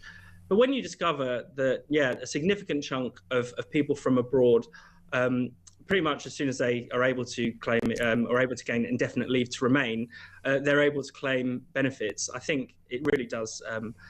It's just baffling. It's just baffling as to how this has ever been allowed to happen. I mean, it's good to see lots of the, more mainstream parties coming out against this. So Labour says it will increase the time it takes before migrants can get indefinite leave to remain, which would mean they wouldn't qualify for universal credit for a lot longer. Tories say they want to decouple benefits from indefinite leave to remain. Sounds sensible. Reform saying they want to scrap indefinite leave to remain entirely and just have a different process for British citizenship.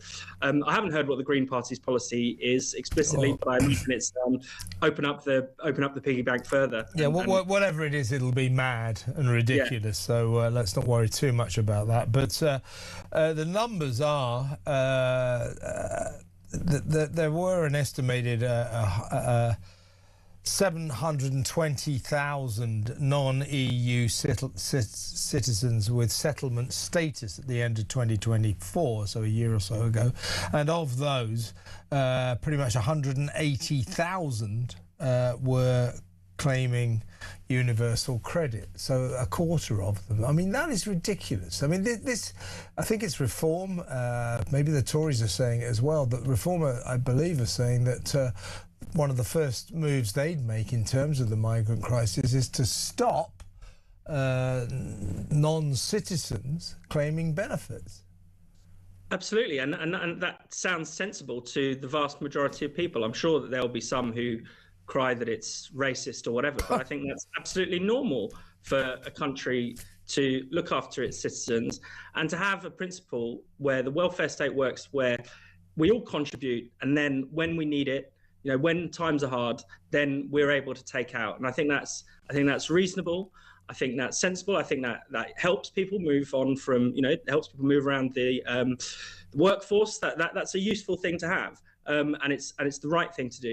But to give money away willy-nilly to people who have, maybe only been here for say 5 years, in some cases when we're talking about indefinite leave to remain, it is just extraordinary. I mean, we do not need this to be a pull factor.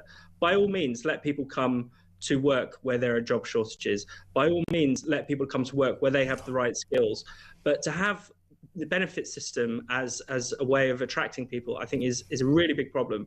And I think, I suspect that ministers aren't nearly as angry about this as the general public are. We know that the welfare bill is becoming unsustainable, is getting out of control. It's going to hit, I think, over 400 billion per year at the end of next Parliament. Now, even dealing with this, even saying no more welfare for non-citizens probably wouldn't deal with that problem, but it'd be a bloody good start. And it's incredible that, moves haven't already been made to stop this getting out of control. Yeah, and bear in mind also, Fraser, the first thing that happens when these illegal migrants come across the channel unlawfully, to be welcomed into the generous bosom of Britain's heart, the first thing we do is stick them in an expensive hotel or a military camp or something, and the first thing they get is £50 a week welfare. And then when they've been here a couple of years, they move on to the next level, universal credit. It's just ridiculous. Let's stop giving migrants benefits. That is an enticement. It is not a deterrent. It's ridiculous. Absolutely barking mad. Talking of which, before you go, let me ask you about the government's new consultation that they proudly announced just about an hour and a half ago, a couple of hours ago, on the digital ID rollout. This is the Chief Secretary to the Prime Minister, Darren Jones. He's the guy who thinks that nearly all of the migrants coming across the channel in small boats are women and babies. So let's not put too much store by anything he says. But this consultation, a people's panel, is going to be set up, bringing together individuals from across the country with different backgrounds as part of efforts to go beyond the usual process amid scepticism with both Labour and the wider public about the scheme. Well, you can say that again. We just don't want it. Jones is saying he wants... we're launching a public consultation to let you have your say about how we use digital ID to make public services work for you. We want to build a system that works for everyone. Now is your chance. Well, they're missing out something, aren't they? Our agreement to your digital ID system.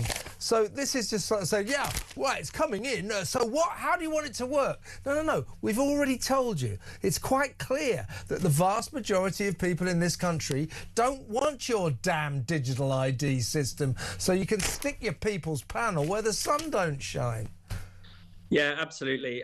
People do not want this. And as soon as Keir Starmer announced it, he revealed his reverse Midas touch because the polling for it actually looked okay. I think that was also because people didn't really understand what the concept was. But as soon as the debate started and as soon as Keir Starmer started advocating for the need for a digital ID, the popularity of it just plummeted. And you're right, these consultations are absolutely pointless. We don't actually get to say what we think. When the public does bother to fill out these forms and they disagree with the policy goes ahead anyway. We saw that with ULEZ. I don't know if people remember, there was a controversy over the consultation there where all of the responses were negative. So Sadiq Khan extended the consultation and wrote to some of his favourite groups to get them to say some nice things about the policy. There's even this consultation is even more bizarre because apparently they're going to try and talk to homeless people. And kids as young as 13 as well. Yeah, on how they can use digital ID. Well, and you think, well, if people don't have smartphones, what use is digital ID to them? Are they just off the system, completely off the grid now? Are they not, are they not basically the equivalent of someone who is here illegally? I mean, it's just a crazy concept. And I think every time the government has tried to sell it, I mean, probably the worst excuse was, the one that they're using it to tackle illegal migration. Nobody buys that. I mean, if someone is working for somewhere illegally, their employer is not going to suddenly, turn straight and say, well, you don't have your digital ID, so I'm not going to employ you. And of course, Fraser, the government had to buckle on that, didn't they? There was such an outcry when you won't be able to work. Remember Keir Starmer, he made without a digital ID, you will not be able to get a job in this country, and then he had to back down on it. So that doesn't hold. But the people of this country have made it very, very clear that we're not very interested in the government's ambitions to make the digital ID scheme, as they put it, the bedrock of the modern state. They're just jumping forward. They're ignoring the palpable, massive outcry against digital IDs and acting as if we've accepted it. All we need now is a people's panel full of homeless people and 13-year-olds to decide how the state uses this vastly popular new ID system. I mean, what about the fact we don't want your bloody digital IDs? Unbelievable. And people are fed up with being treated as criminals, as suspicious. You know, this is what this digital ID does. It turns us all into potential criminals. It treats us as if we need to show our papers, that we should have papers, please, isn't it? Yeah, exactly. As if we need to justify our own actions all the time to the government, when it's them who should be justifying themselves to us. And of course, you know, it's not going to affect actual criminals. It's not going to affect illegal migration, as we've been talking about. Yeah. It's only going to affect law-abiding people. It's just going to make our lives more difficult, allow the state to pry into us and intrude on our privacy. And potentially, you know, there's some quite really scary authoritarian prospects coming down the line. You know, will it be linked to your social media content? You know, will you be, you know, asked about your tweeting or something when you turn up at the GP? Who knows? I mean, there's an enormous potential for some really totalitarian stuff. This is extraordinarily presumptuous by the government. As I say, this came out at 2:30 this afternoon. The headline on it, this is a government release. Public asked to advise on digital ID rollout amid push for government by app. Well, you know, we've told you what we think of your digital ID rollout. And as for government by app, I mean, what can possibly go wrong? I mean, you know, this is outrageous. What about asking the people if they even want this? They're assuming we want it. We've made it clear we do not want it. So, Darren, why don't you go back to getting the migrant crisis wrong and live where you belong, making a fool of yourself on Question Time. Try that one, eh? Fraser, really good to talk to you. Thank you so much, mate. Fraser Myers there, Deputy Editor of Spiked Online. What do you think about that digital ID stuff? Government assuming we've all gone, oh, it's brilliant. How are you going to roll it out? Oh, you're going to have a people's panel. It's going to have 13-year-olds on it. Oh, great. Homeless people. Oh, even better. Marvellous. You know, what about asking us if we want your digital rollout? Because you haven't asked us, but we've made our thoughts very clear on that issue. We do not want your digital ID cards. OK? Got that, Darren? Now, you go on have your people's panel with your 13-year-olds and your homeless people, but don't bother us with it, OK? Just do it in private, you know, and then go on Question Time, make an idiot of yourself about the migrant crisis. Do what you're good at, OK? Don't presume that we are interested in government by app and your digital ID rollout. We don't want digital IDs. Got it? 03444991000. Let me know what you think about that. Next up, we're going to go to Asylum Seeker Hotel Central, ground zero in the crime wave that has ensued after we started letting in millions and millions of undocumented foreigners.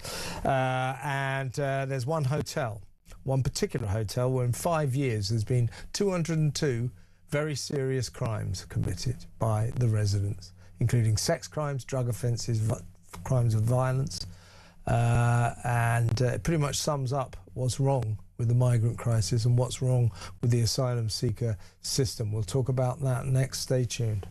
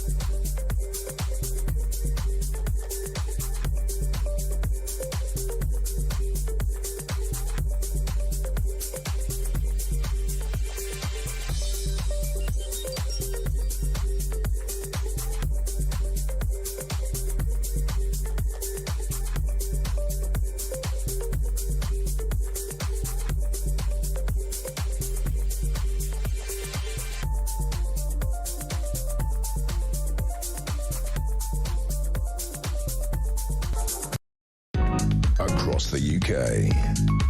On DAB+, on your smart speaker, on your smart TV, and on your side. This is Talk.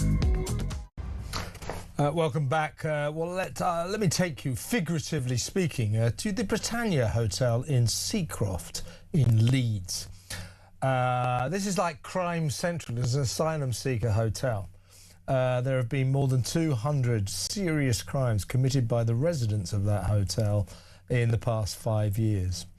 It is believed to be that it is the home of around 210 asylum seekers, and one of the first to be taken over by the Home Office. So there you have it, the story of the asylum seeker hotel crisis. Of the 202 offences that have been committed, they include sex attacks, arson, drug offences and violence. 11 sexual offences reported, 25 arson and criminal damage. The list goes on. This is extraordinary, isn't it? Imagine the poor people living around that hotel. Once a nice hotel in the middle of a community in a suburb of Leeds. Now it is a centre for serious crime. Let's talk to former Met Police detective Mike Neville.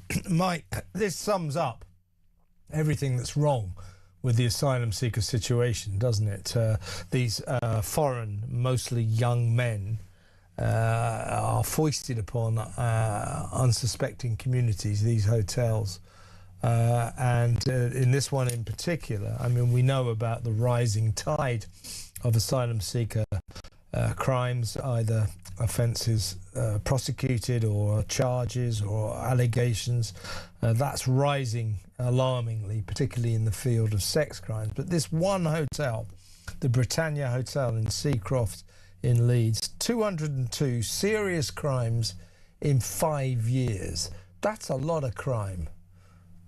And it's only the reported crime, Kevin. It's only what we've heard about. How many assaults and thefts and the whatever they've done to each other that we don't even know about. And it may come as a big surprise to some people, but if you put sort of fighting age young men, there's 200 or more of them in a hotel who come from sort of horrible places where women are fourth and fifth class citizens, where you can do all sorts of wicked and evil deeds, and then wonder why there's all these crimes being committed, you have to be totally stupid. But I'm afraid the government is totally stupid. The Tories allowed this to go on. Labour even worse. You know, I was looking at the one in, one out tax. We've not heard much about that, have we? Because these people get here, they stay here. You know, look at the Afghanis. They're 20 times more likely to commit sex crimes against women than somebody born in Britain. And so what the government has done, they've imported all these people, and they're putting our wives, our daughters and sisters at risk, and it's truly outrageous. Yeah, well, we're looking at the hotel now, if you're watching on TV, and the local community are extremely concerned about this. West Yorkshire Police, of course, revealing these shock statistics. I suppose we have to have some sympathy for West Yorkshire Police, don't we? Because, you know, if you're, you know, in charge of an area, police-wise, and suddenly there's 210 undocumented, unknown, young, as you say, fighting-age men. Many of them can't even speak English. You've got nothing to do all day because they're not allowed to work, hanging around. This is a recipe for disaster, isn't it? Yeah, absolutely, because that hotel would have probably been used in the past by, you know, businessmen passing through, probably some family parties, probably not anything at all. And suddenly it's become a hot spot for crime. And there's all manner of offences, as you said. You know, where's these arsons coming from? What they're setting fire to? Robberies, burglaries, thefts, sex assaults. And the local police commander will have limited resources of officers, and those officers, instead of patrolling the area and making people feel safe, they'll be drawn into arresting people from there, dealing with investigations, and nothing in the police takes an hour. Everything takes 8 hours. So whatever the officers are dragged off the streets, and they're not working for their community. They're dealing with stuff that they shouldn't have to deal with because these people should have never been here in the first place. But what I see of this Labour government in particular is that they've got no will whatsoever to get rid of these characters. They are utterly committed, like a cult, to multiculturalism, and all those people in that hotel, to most Labour MPs, will be seen as the victims of the peace, rather than the villains who've come here and are wrecking that community of Seacroft. Doesn't it make a mockery? Only a couple of days ago, Shabana Mahmood, the Home Secretary, announced as part of her alleged crackdown on the migrant crisis that foreign law breakers would no longer be allowed to be accommodated at taxpayers' expense in asylum seeker hotels. Well, it makes a mockery of that, doesn't it? Because if you've got 210 people living at this one hotel and you've got serious crimes being committed by those 210 people at the rate of more than 50 a year, then it's pretty clear that sort of almost the majority of the people, the men living at that hotel, are criminals, are committing crimes. If you kick them out, the hotel will be empty. Where do you put them?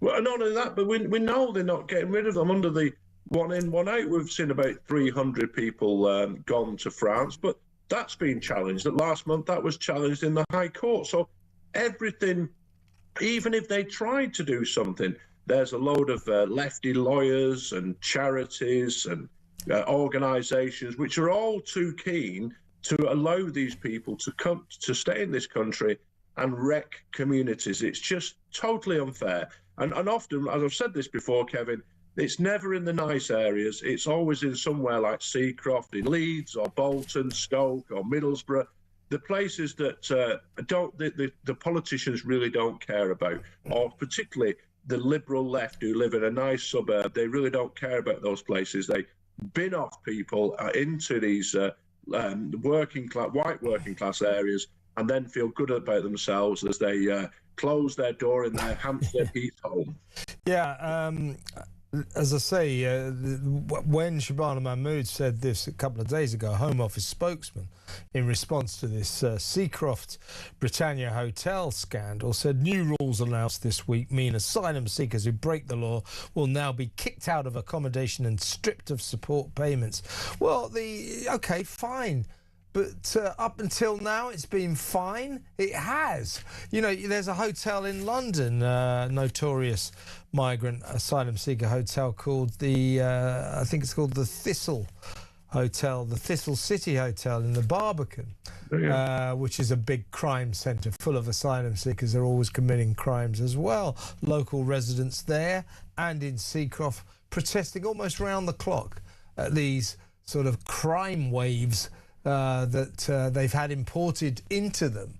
And so, you know, all very well for Shabana Mahmood and the Home Office. And from now on, you know, they won't be allowed to stay at hotels at taxpayers' expense. Why the hell were they allowed to stay at hotels at taxpayers' expenses until now?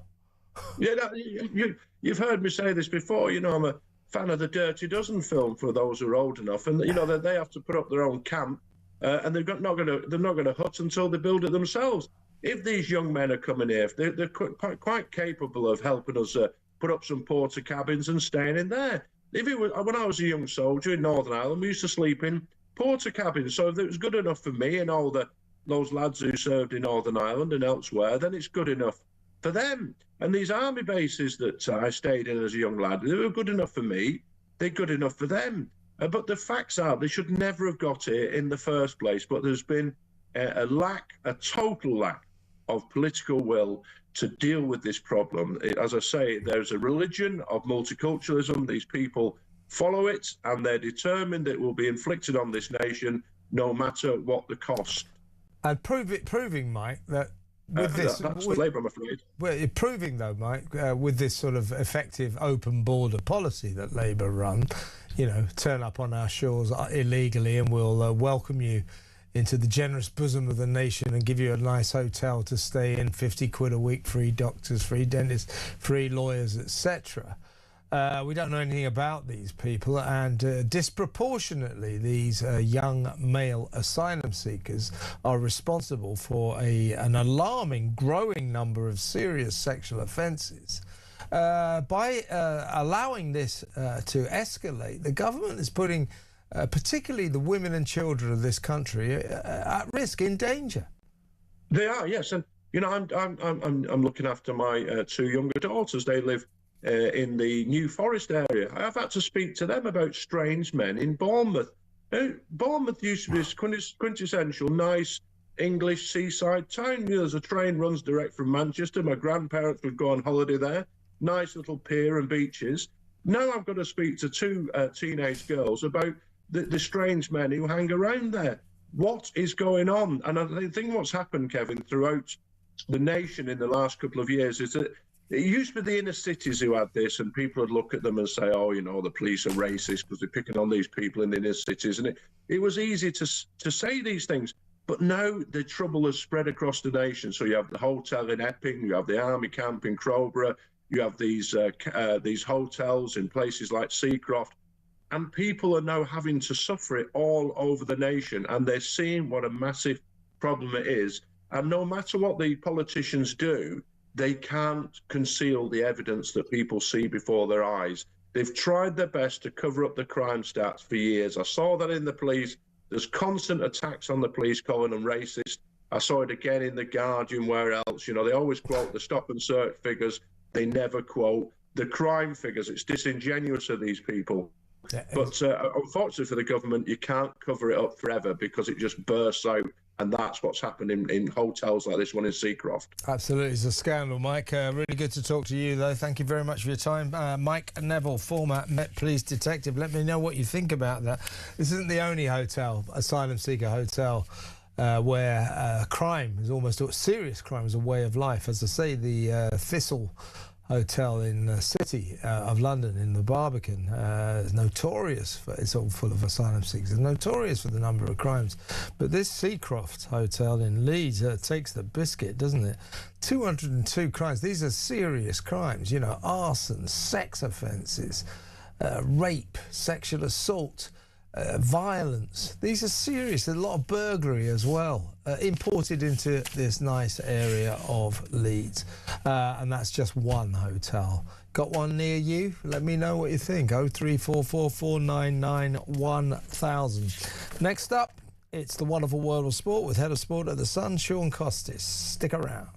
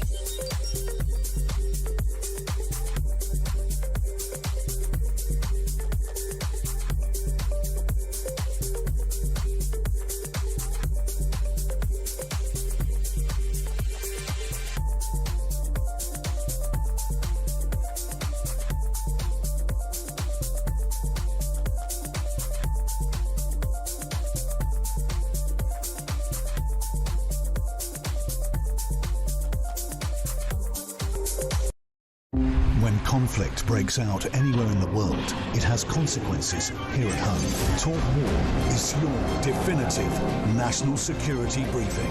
From the conflict in Ukraine to the tensions in Gaza and the latest escalation with Iran, this is where you'll find comprehensive comment and expert analysis with multiple updates throughout the day. The Talk War podcast from Talk, available on the Talk app or wherever you get your podcasts.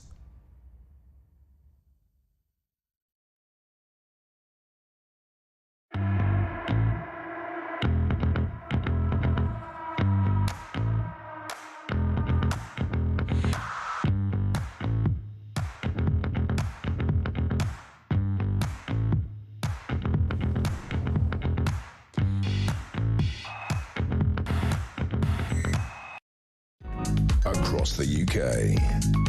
On DAB+, on your smart speaker, on your smart TV, and on your side. This is Talk. Welcome back. Sean Custis is in the studio. We're going to talk about the Champions League in a minute, but it is Cheltenham, the Cheltenham Festival, the racing. I gather that our very own Jeremy Kyle has already won the race to the bar. Well, you'll have to fill me in. Holloway Queen takes the final race after Lossiemouth wins. Explain.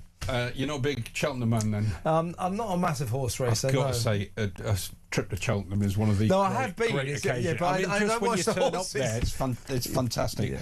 No, so the big story today was that Lossiemouth, which is trained by who else but Willie Mullins, who is always dominates Cheltenham, and owned by a guy called Rich Ritchie, who's a very charismatic owner, and who actually did our Sun panel the week before and was chewing over whether Lossiemouth should go in the Champion Hurdle. Decided to do it. Great performance by Lossiemouth, winning comfortably, and all the punters enjoyed it. It wasn't particularly long price, but it was a very good performance, and that got Cheltenham off to a great start. We've got 4 days of it, and it's going to be great fun. Now I'm going on Thursday. Yeah, I was going to say, I bet you sound like you'll go. Yeah, I should be really telling you who won the Sun Plate in the 440, but I can't remember. Have you won or lost any money yet? I didn't win any money today. I had a few successes in the tipping competition, but I didn't win any money. Yeah. So anyway, it's a great occasion, Kevin. You really should get yourself along more often. I'm going to go. So, folks, we're in the sort of same office as TalkSport. So TalkSport's down that way. Big loads of people in there. You can hardly hear yourself speak in this office at the moment because they're all screaming and shouting because they've all got money on every damn race. It's the same on our floor as well. Yeah, it's good. It's good that they're all concentrating on their work, isn't it? It is work. Yeah, but it is for you. Yeah, I suppose it is. I think it's more money though for most of the TalkSport guys. I'm not sure that this will be too much of a blow to England, but Kyle Walker has quit international football. Well, maybe not so much of a blow now, seeing as he's 35, but he has been a brilliant servant for England. He's played He's played 5 tournaments for England. He's played in successive European Championship finals. He started his international career in 2011 and just wrapping it up, really. 2024 was his last major thing. He did play a little bit for... He's played a game for Thomas Tuchel, I think. Selected in both UEFA teams of the tournament at the Euros. 96 caps. 1 goal. Yeah. You've got to say that is a tremendous international career. I think he was a hugely reliable fullback. Yeah, and I agree, I think England fans... seriously fast in his day as well. I mean, he had a podcast for a while called You Never Beat Kyle Walker, which ironically was just at the time when he started. When people could beat him. But he was the quickest player. He could outrun any winger. Phenomenal to watch him. Phenomenal. Obviously, you could see he's one of those rare players. When he ran at full pace, you could feel the pace, couldn't you? Oh, absolutely. And whenever a forward went past him, you thought he'd get him. Yeah, he'd get him. Honestly. Probably one of the quickest fullbacks we've ever had in the Premier League or for England. Totally agree. Kind of winding down his career now at Burnley, but had a very successful career at Man City as well, winning goodness knows how many trophies. He's had an interesting life off the pitch, but I think on the pitch he's been a credit. Well, yes, we're the sports desk. We only judge it on the pitch. Well, he's been a credit to the game and a credit to the national side. He's also, let's be fair. If I'm honest, a really good talker from on football from a newspaper point of view and online. Really quite honest about the football performances. If you thought it was bad, he told you so. If you thought it was good, he let you know as well. And always a good interview on football. So we'll miss him. We will, mate, and England will miss him as well. Oh, hugely. Yeah. Well, listen, let's talk about his Champions League tonight. Atletico Madrid and Tottenham. That'll be on TalkSport tonight as of 7 p.m. We kicked off at 5:45. I'm just looking at the feed here. It says Galatasaray won, Liverpool 0 already. Apparently. Was it Galatasaray? They still got hellish fans. Remember they've always got hellish fans. Any fans in Turkey are hellish. Welcome to hell. Welcome to hell. Yeah. So it looks like Liverpool have been welcomed to hell, and they're already 1-0 down. Blimey. I know. That's it. It was always a bit difficult that game. It is 2 legs these last 16, so you do get a chance to pull it back, but it's not a great start. Yeah. Very easy game for Barcelona tonight. They're going to walk that, right? No, of course. No, seriously, they're at St James's Park. We all evoke memories, as Eddie Howe's brought up from 1997. He's called on the fans to embody the spirit of 97 when Tino Asprilla scored a hat-trick. Newcastle beat Barcelona 3-2, and it was one of the great nights in Newcastle United football history. It's something that we all remember and something we want to recreate tonight. So that would be rather good if we could. But I do recognise we're up against it a little bit. Yeah, but I genuinely wish you all the best. So good luck to Newcastle, good luck to Liverpool. Sounds like they're going to need it, and good luck to Spurs. They will really need it. They'll really need it. Sean Custis, fantastic stuff. Let's go to break. Simon Danjuk after the news. Stay tuned for that.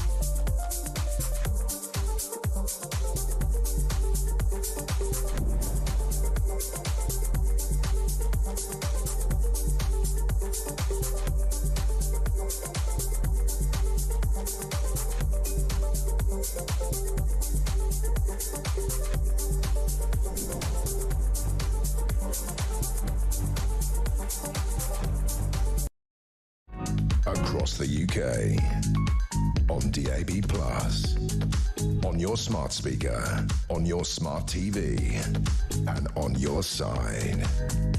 This is Talk.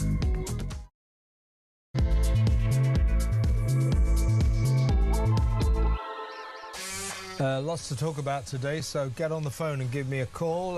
We need to talk. It's good to talk on Talk. 0344 499 1000. What do you think of Labour's Islamophobia crackdown? The appointment of a new anti-Muslim hostility czar. 4 million quid they've invested in this initiative. Why does the Muslim faith, the Islamic faith, need special treatment in this regard? Steve Reed, the Housing Secretary, says, well, you know, they've been subjected to record levels of hate crimes, the Islamic community. Well, I would suggest that the level of hate crimes against the Jewish community are a lot worse than those against the Muslims. Therefore, why aren't the Jewish community getting their anti-Semitism czar? Could it be that Labour are just chasing the Muslim vote again? It's not good, folks, to treat one religion specially in this area. It's blasphemy laws through the back door. If you diss Islam, if you diss the Prophet, or you diss Muslim men in rape gangs even, you could end up on the wrong side of the law. You could end up in court. This will have a chilling effect on freedom of speech and what you're allowed to say about Muslims and the Muslim faith. Let me know what you think about that. 0344 499 1000.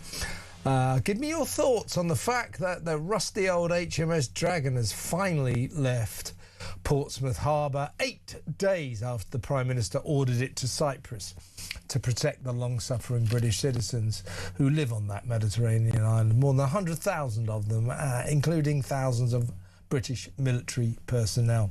Finally, our warship HMS Dragon is on its way. It left Portsmouth, right, literally, just as this show was starting at 4 o'clock. We watched it chug out of its dock and out into the English Channel. It will arrive in Cyprus, I think, in about a week or something. It's pathetic, isn't it? Let me know what you think. 0344 499 1000. Digital IDs. I think we've already told the government, haven't we, what we think about them. We don't want them. Government's announced this afternoon at 2:30, we're setting up a people's panel to work out exactly how you want us to roll out these digital IDs. We don't want you to roll them out. We don't want them. You know, who do they think they're kidding? Apparently this people's panel will have homeless people on it and kids as young as 13. Good, isn't it? Let me know what you think about that. We don't want digital IDs, do we? You know, papers, please. Become a Soviet-style society. Show me your papers. Come with me. There seems to be some sort of discrepancy. Is that what you want in Britain? 0344 499 1000. Now, let's go through some of those stories, some of the big stories of the day with former Labour MP Simon Danczuk. Welcome, Simon. Good to join you, Kevin. Always a pleasure to have you on the show, Simon. It really is. Well, I want to get onto the war. I'm sure you'll join me in wishing the sailors on board rusty old HMS Dragon bon voyage as they finally set sail for Cyprus 8 days after the Prime Minister suggested that it might be a good idea for the British Navy to protect British citizens on the Mediterranean island of Cyprus, as opposed to the French Navy, the Greek Navy, the Spanish Navy and the Dutch Navy. It's an absolute international embarrassment for this country. But before we talk about this, let's talk about the Labour government's new Islamophobia rules, which I think are very disturbing, very disconcerting. Yeah, first of all, why is it that only the Muslims are going to be given their own czar, an anti-Muslim hostility czar? Why does the government feel that the Muslim faith, the Islamic people in this country, need their own czar to protect them against hostility, when apparently they don't feel that the Jewish community, who I would suggest are subjected to much more hostility than the Muslim community, but our government doesn't seem to think that the Jews warrant their own czar, only the Muslims. It's because there's more votes in the Muslims, isn't it? That's exactly what it is. There's no doubt about it, Kevin. I think it's disgraceful. There is no need for this definition. There's no need for a czar around this. We've already got plenty of legislation in terms of discrimination, in terms of equality and everything else, that puts everybody on the same footing, whether you're a practicing Christian like I am, whether you're Muslim or Jewish, whatever your faith may be. We all stand before the law equally. So why the Muslim faith are being given special treatment is quite literally down to votes, and we've seen it ever since, if not even before, the Gorton and Denton by-election, haven't we? Starmer's been feeling increasingly threatened, both in his own position and electorally in the country, and he's desperate to shore up votes on the extreme left and in the Muslim community. He's feeling the pain and pressure from the Green Party, and that's primarily what this is about. I mean, none of it will make any difference. It's a complete waste of money. We've had czars in the past. I remember Tony Blair introduced a drug czar, Peter Halliwell, an ex-senior detective. Absolute no impact on the use of drugs. This won't have any impact either. Waste of time. Yeah, I don't know why governments continue this nonsense about the war on drugs, which they've been waging since the 1960s and which they have ever since then comprehensively lost. They've been completely defeated, and they still boast about the war on drugs. Yeah, you're losing. It's obvious. But I digress. To go back to Islamophobia, or the government's new definition of it, Islamophobia. Apart from the fact I think it's extremely wrong in a modern Western democracy to pick out one religion for special treatment that isn't even the national religion, the state religion, which is, of course, Church of England. The other aspect of this, which is very worrying, disturbing, is this.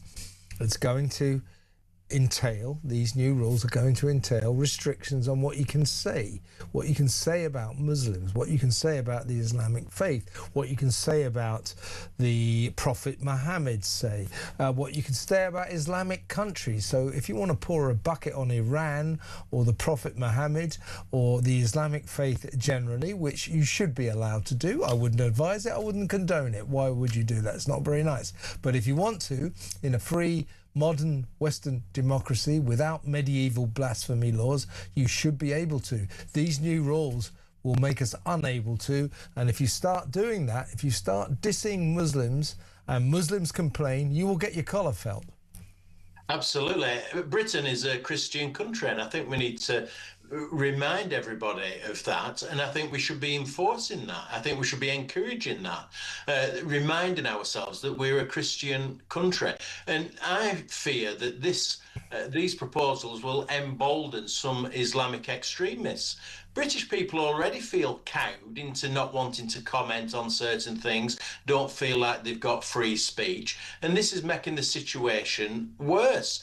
And I do think it will embolden some Islamic extremists to really put pressure on public authorities, on the general public, on TV channels and others, to really be careful about what they say, what the humour is, what we can comment on in terms of foreign affairs, as you were pointing out. It's a real concern. I think it's a real draconian step. And the bigger point on this, just a broader point, Labour came to power saying the number one priority was economic growth. What has this got to do with economic growth? It adds nothing to the growth of the country in any way, whether that's economically or in any other way, culturally or in any other way at all. And this continued craven courting of the Muslim vote, the irony of it by Labour, the irony is it looks like they've lost the Muslim vote to the Greens anyway. But to go back to the actual tenets of this new system, the most worrying aspect of it is this.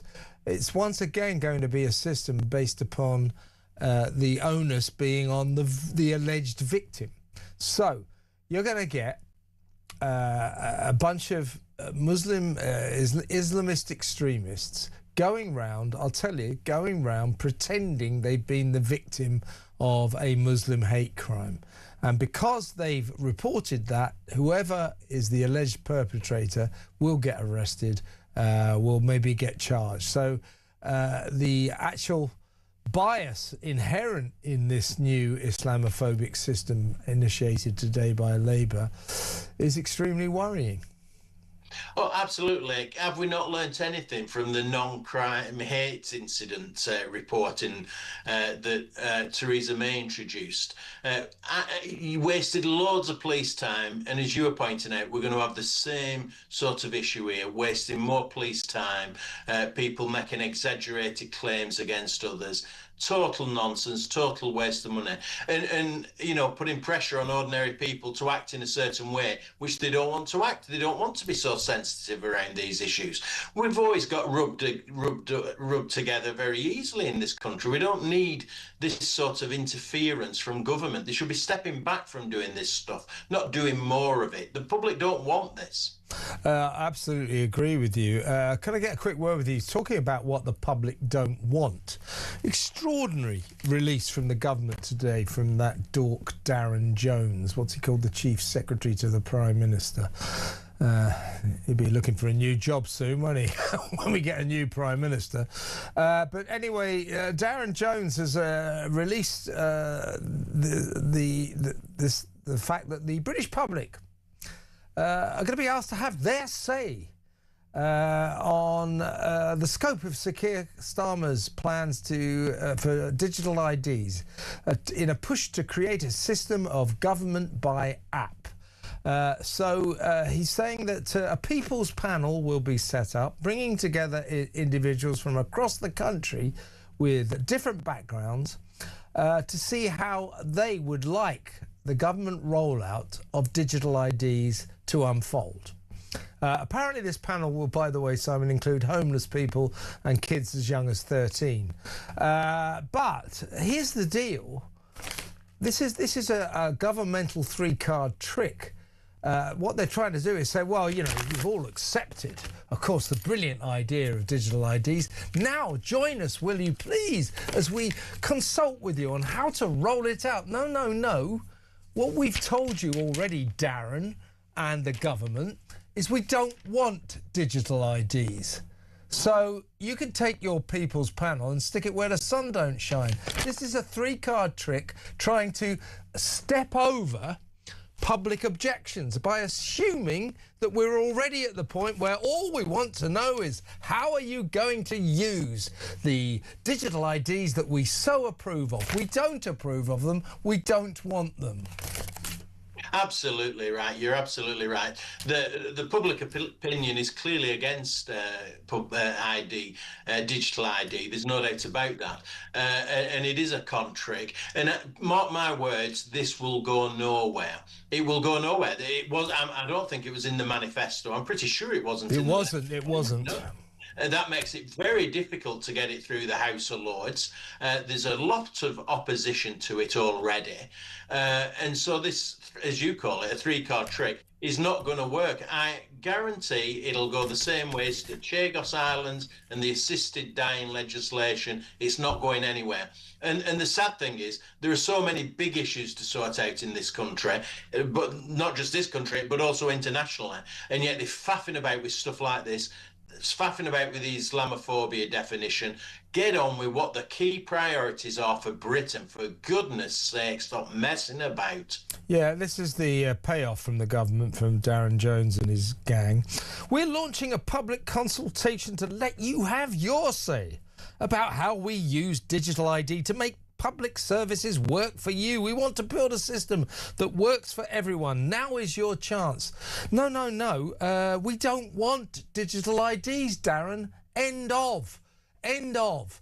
When are they going to get the memo on that, do you think? Well, they've got the memo. They're just pretending that they've got public support for this, and they now just need to hammer out the details on how to apply the use of digital IDs when the public have made it incredibly clear. Massive, do you remember the massive, so I think about 5 million people immediately signed a petition to say we don't want these papers, please, Soviet-style digital ID cards. Thank you very much.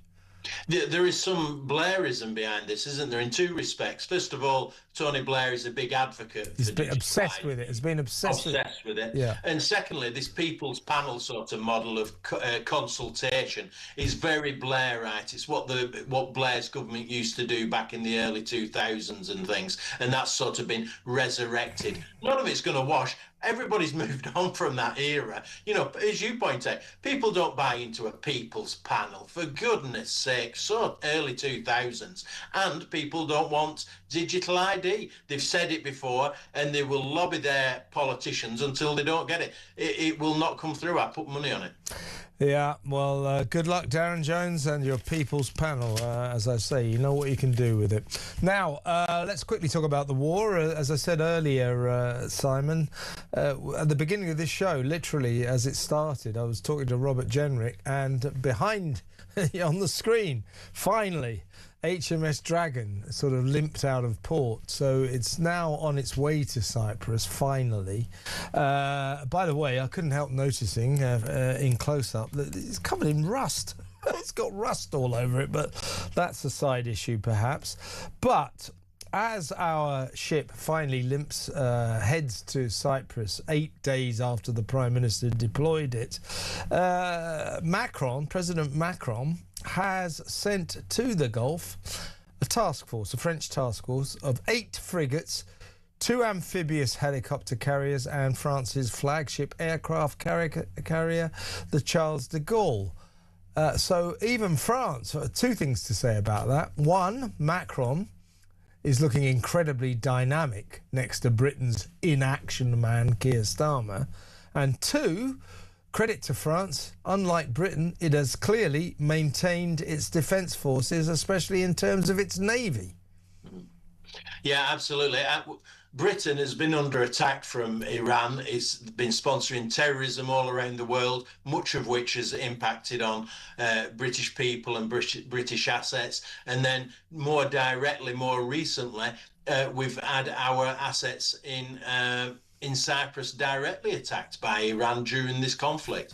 So, just when Britain needed a leader, we ended up having a lawyer, didn't we? In the former Keir Starmer, and he's been found to be wanting. I mean, that's an understatement. His leadership in this has been an absolute disgrace. No preparation, avoidance of cooperation with America, not preparing the armed forces for a conflict which you could see coming well over 2 months ago, I would have said, to be honest. You could predict this having happened, and yet look where we are behind every other European nation involved. I mean, it's humiliating for Britain, and the book stops with Starmer. And then we had John Healey, the Defence Secretary, in the last 24 hours in Parliament, saying that Britain's been leading the way. I mean, that's outrageous. That's when people say, "Oh, they're gaslighting us." No, that's not gaslighting. That's lying. That is lying. And I keep saying that when those 2 missiles from Iran, Iranian missiles, hit our airbase, or one hit the airbase, one just missed. That was the first time British sovereign territory has been militarily attacked by an enemy since the Falklands in 1982. When that happened, Margaret Thatcher dispatched a massive fleet, a task force of 40 vessels, 2 aircraft carriers, loads of warships out to the Falklands, to the South Atlantic, in 4 days. Now we've taken 8 days to muster 1 warship, which frankly is going to get there too late to even matter. And here's where I think Starmer has been so disastrous in letting the British people down here. For better or for worse, Simon, you know this, the defence of this nation, the protection of British citizens, it relies on our special relationship with America. America is necessary to the defence of this nation. You might not like that, but it's a fact. That's how facts have evolved. By not letting Donald Trump use British airstrips to launch strikes on Iran, 10 days ago or so, he's ruined that special relationship, old Starmer, and therefore when we need America to protect us, when we need America for the defence of this country, it probably won't be there. That is the massive abrogation of duty by Keir Starmer right there. Yes, absolutely. Ruin the relationship. No doubt about this. And it's not to do with Donald Trump, is it? He will come and go as other politicians do, but the relationship between Britain and America has been significantly damaged by Keir Starmer. Nobody can argue with that. And we've been able to spend less on defence over the years because we've relied on America. And quite rightly, in recent times, Donald Trump's called that out. He said, across Europe, you need to spend more on defence. You can't always rely on us. But when he comes to rely on Britain, we're found wanting, all because of Starmer taking his legal view of what's right and what's wrong, completely inadequate. That's exactly what Tony Blair said. He said it last Friday in public at an event organised by the Jewish News. He said, look, when the defence of your nation and the protection of your citizens is integrally wrapped up in your relationship with America, as Britain is, he said, when America needs you, when America wants help from you, as to quote Tony Blair, he said, you'd better show up. He's right. We didn't show up, and Keir Starmer, useless little man that he is, has compromised the safety of this nation. He will go down in history for this. I mean, no doubt about that. I don't think he'll be around for that much longer. We've got the elections coming up in May. This war will move on. Trump's already talked about it moving on quite quickly. But we'll still have this inadequate prime minister that people in this country, in Britain, just dislike, to say the least, and he's been found wanting on such a massive issue.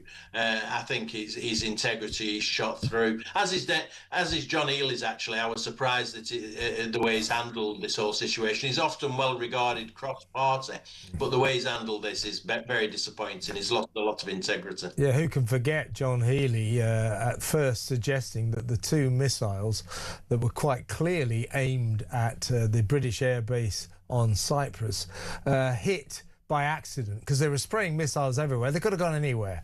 Yeah, right, John. Thanks for that. I mean, unbelievable. Gaslighting or lying, you decide. Simon, really good to talk to you as always. Come on again soon. Simon Danjett there, former Labour MP, with some of the big stories of the day. Now, a change of direction. It's competition time. We're giving you the chance to win 2 hospitality tickets to the British Grand Prix on Sunday, the 5th of July, with full racing green trackside experience. This is the ultimate setup for race day. You'll get exclusive grandstand seats at the Loop and Village corners, plus inner track access to watch the drivers arriving at the paddock, and access to the hospitality shuttle bus for easy on-site transport, racing simulators and live music between sessions, all-day street food and an open bar. Listen up to find out how you could be in with a chance to win. For your chance to win, text TALK to 83338. Text costs £2.50 plus your standard network rate. Or call 0343 418 7260. Lines close 20th of March 2026 at 4 p.m. That's when you need to answer your phone if it rings. 18 plus UK residents only. This is a network promotion. Full T's and C's at talk.tv/win. So for your chance to win, text TALK to 83338 now. It's the perfect Silverstone race day experience for any F1 fan, so don't miss out. Coming up after the break, BBC Chaos as Bake Off board Nadia Hussain launches another assault on the state broadcaster. This is Talk. Stay tuned.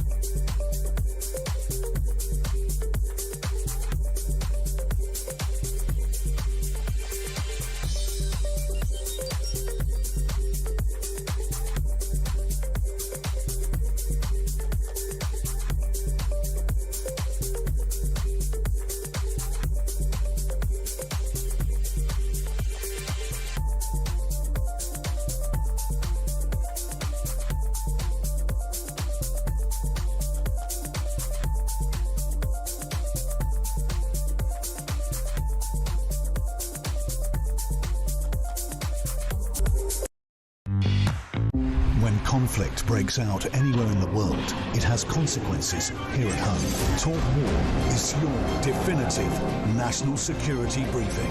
From the conflict in Ukraine to the tensions in Gaza and the latest escalation with Iran, this is where you'll find comprehensive comment and expert analysis with multiple updates throughout the day. The Talk War podcast from Talk, available on the Talk app or wherever you get your podcasts.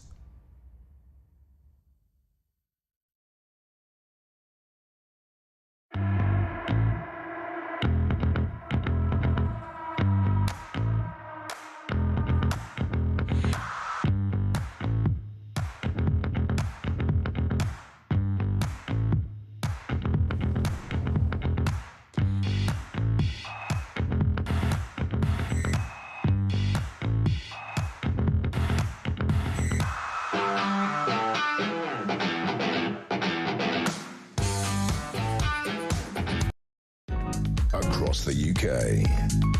On DAB+, on your smart speaker, on your smart TV, and on your side. This is Talk. Welcome back. The Sun's ace political reporter Kate Ferguson is revealing in a good exclusive for that paper that the government is expected to publish some of the Peter Mandelson, Jeffrey Epstein documents tomorrow. Expect that to be accompanied by a statement to MPs. So that is something to look forward to for we journalists, but maybe not for Peter Mandelson. So big stuff coming tomorrow. Now, let's talk about Nadia Hussein. We did this story last week. She is the Bake Off winner who went on to be given a slew of TV shows by the BBC. And she sort of disappeared from our screens at some point last year and has now completely disappeared. And she says that she was dropped. She's playing the race card, or the Islamophobia card, if you like. She says she was dropped, A, because she's a woman, and B, because she's an Islamic woman of colour. But we hear from the BBC that the reason she was dropped, poor old Nadia, was that she was a bit of a boring presenter and that her recipes were dreary and her programmes weren't bringing in very good ratings. In other words, the traditional reason that TV presenters get dropped. If you don't do the business, you don't get employed. It's as simple as that. So she went on about this last week. She's doubled down again and said it's because I was a woman, it's because I'm a Muslim, you know, and so on and so forth. Well, when is she going to get real? It's not because of that. Let's talk to documentary maker Malcolm Clark. Malcolm, congratulations to Nadia for winning Bake Off. She now says she can't even bear to listen to the theme tune because it brings back nasty memories of the pressure in the tent while she was baking cakes. So it doesn't bear thinking about, does it? She got a load of programmes on the back of that victory, and frankly, after what is it now, it's quite a long time since she won, several years since she won, her programmes haven't worked, and we hear from inside tracks that her recipes were considered to be dreary. She wasn't a particularly engaging presenter, and worst of all, the holy grail in the TV industry, the ratings weren't very good. That's why she got dropped. She keeps giving interviews saying it's because she's a Muslim and because she's a woman. Now, I would criticise the BBC for a lot of things, but to call the BBC Islamophobic and indeed sexist, I think, is a bit rich. She got dropped for the traditional reasons, didn't she? That she just wasn't very good. I presume so. I mean, I'm not party to inside information, but as far as we can see over the last 3 or 4 years, it takes quite a lot for a good presenter to get fired in the BBC. I mean, Greg Wallace had to allegedly wander around in his underwear and to make passes, allegedly, at women in the team and to make really terrible jokes before finally the BBC decided, okay, we'll get rid of him. If you're a really good, I mean, it's an open secret within television.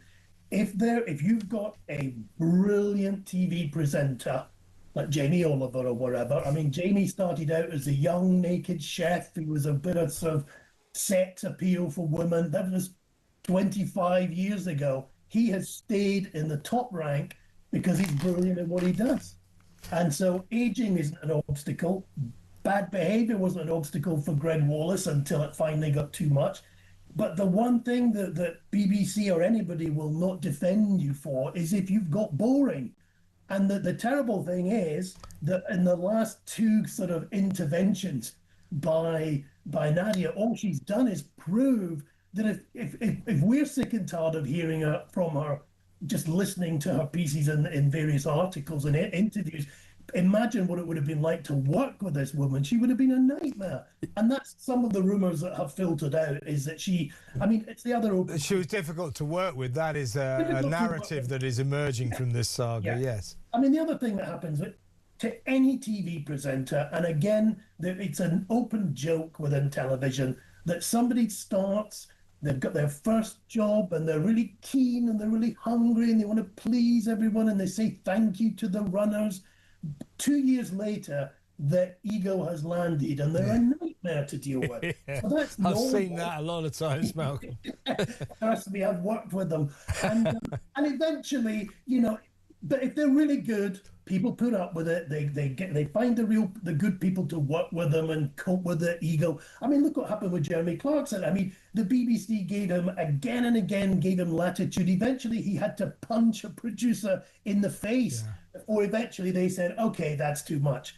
If you're really good at your job, good or bad, the thing is that the BBC or any TV company will allow you a huge amount of latitude. Yeah. Yeah,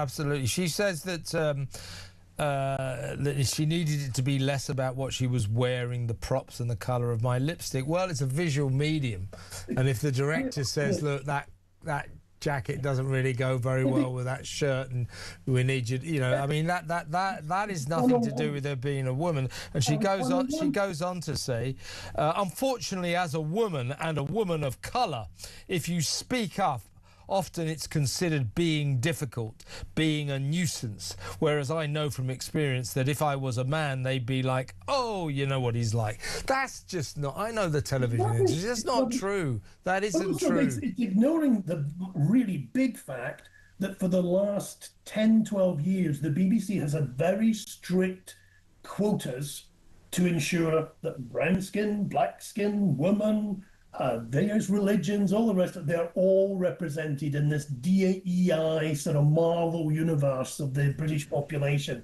And so she gets extra points for being all the things that she's moaning about. I'm not saying that she was a DEI hire. She was quite a good presenter at the beginning, but they're not the reasons why the BBC would be prejudiced against I think her. she was she won Bake Off. And she did become a kind of DEI hire. Now, I'm not saying that in the sort of strictest sense of DEI hires, but there is this popular Bake Off winner. She happens to be a Muslim woman of colour for the BBC. That's manna from heaven. Here, have 10 series. The trouble is she got that opportunity and she blew it. Apparently, the BBC felt, or viewers felt, her recipes were very dreary. Do you remember that cake she baked for the Queen? It was a right old mess. I could have done better than that. And she was boring and she didn't bring the numbers in. That's the main crime. She didn't bring the ratings in. So she's got playing the race card. It's an old television truth. If you don't get the numbers, you don't get to stay. Things have changed. I mean, remember one of the great shows that a friend of mine, Pat Llewellyn, cast for, and it was called Two Fat Ladies. Ah, yeah, I remember. You didn't get the two fat ladies complaining that they only got the job because they were fat, because they didn't, because they were really talented and they didn't care about the title. If Nadia was really talented, she could be presenting a series called One Hijabbed Muslim Woman, and it wouldn't matter as long as she's good. Yeah, you're right. She's got to stop doing this. She's trying to quantify why she's lost her gig. Herself deeper. And it's not, she is. It's not because she's a Muslim woman. It's because she wasn't very good. It's as simple as that. If they made two fat ladies now, it would be called Two Generously Proportioned Women, wouldn't it, or something like that. Malcolm, really good to talk to you. Thank you so much for coming on. Malcolm Clark there, documentary maker on the constant whining of Nadia Hussein, the bake-off bore who just can't get it through her head. She's lost her job on telly because she wasn't very good. It's nothing to do with her being a Muslim or a woman of colour. Come on, Nadia, you're better than that. Let me know what you think about that. 03444 991 1000. Next up, let's find out what's in the pages of Britain's favourite newspaper, The Sun, with a deputy head of news there, Will Barker. That next. Stay tuned.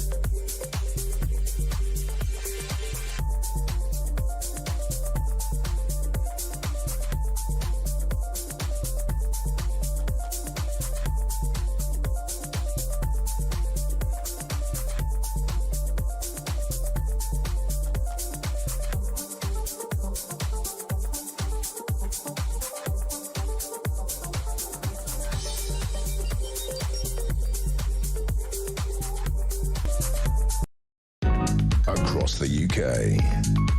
On DAB+, on your smart speaker, on your smart TV, and on your side. This is Talk.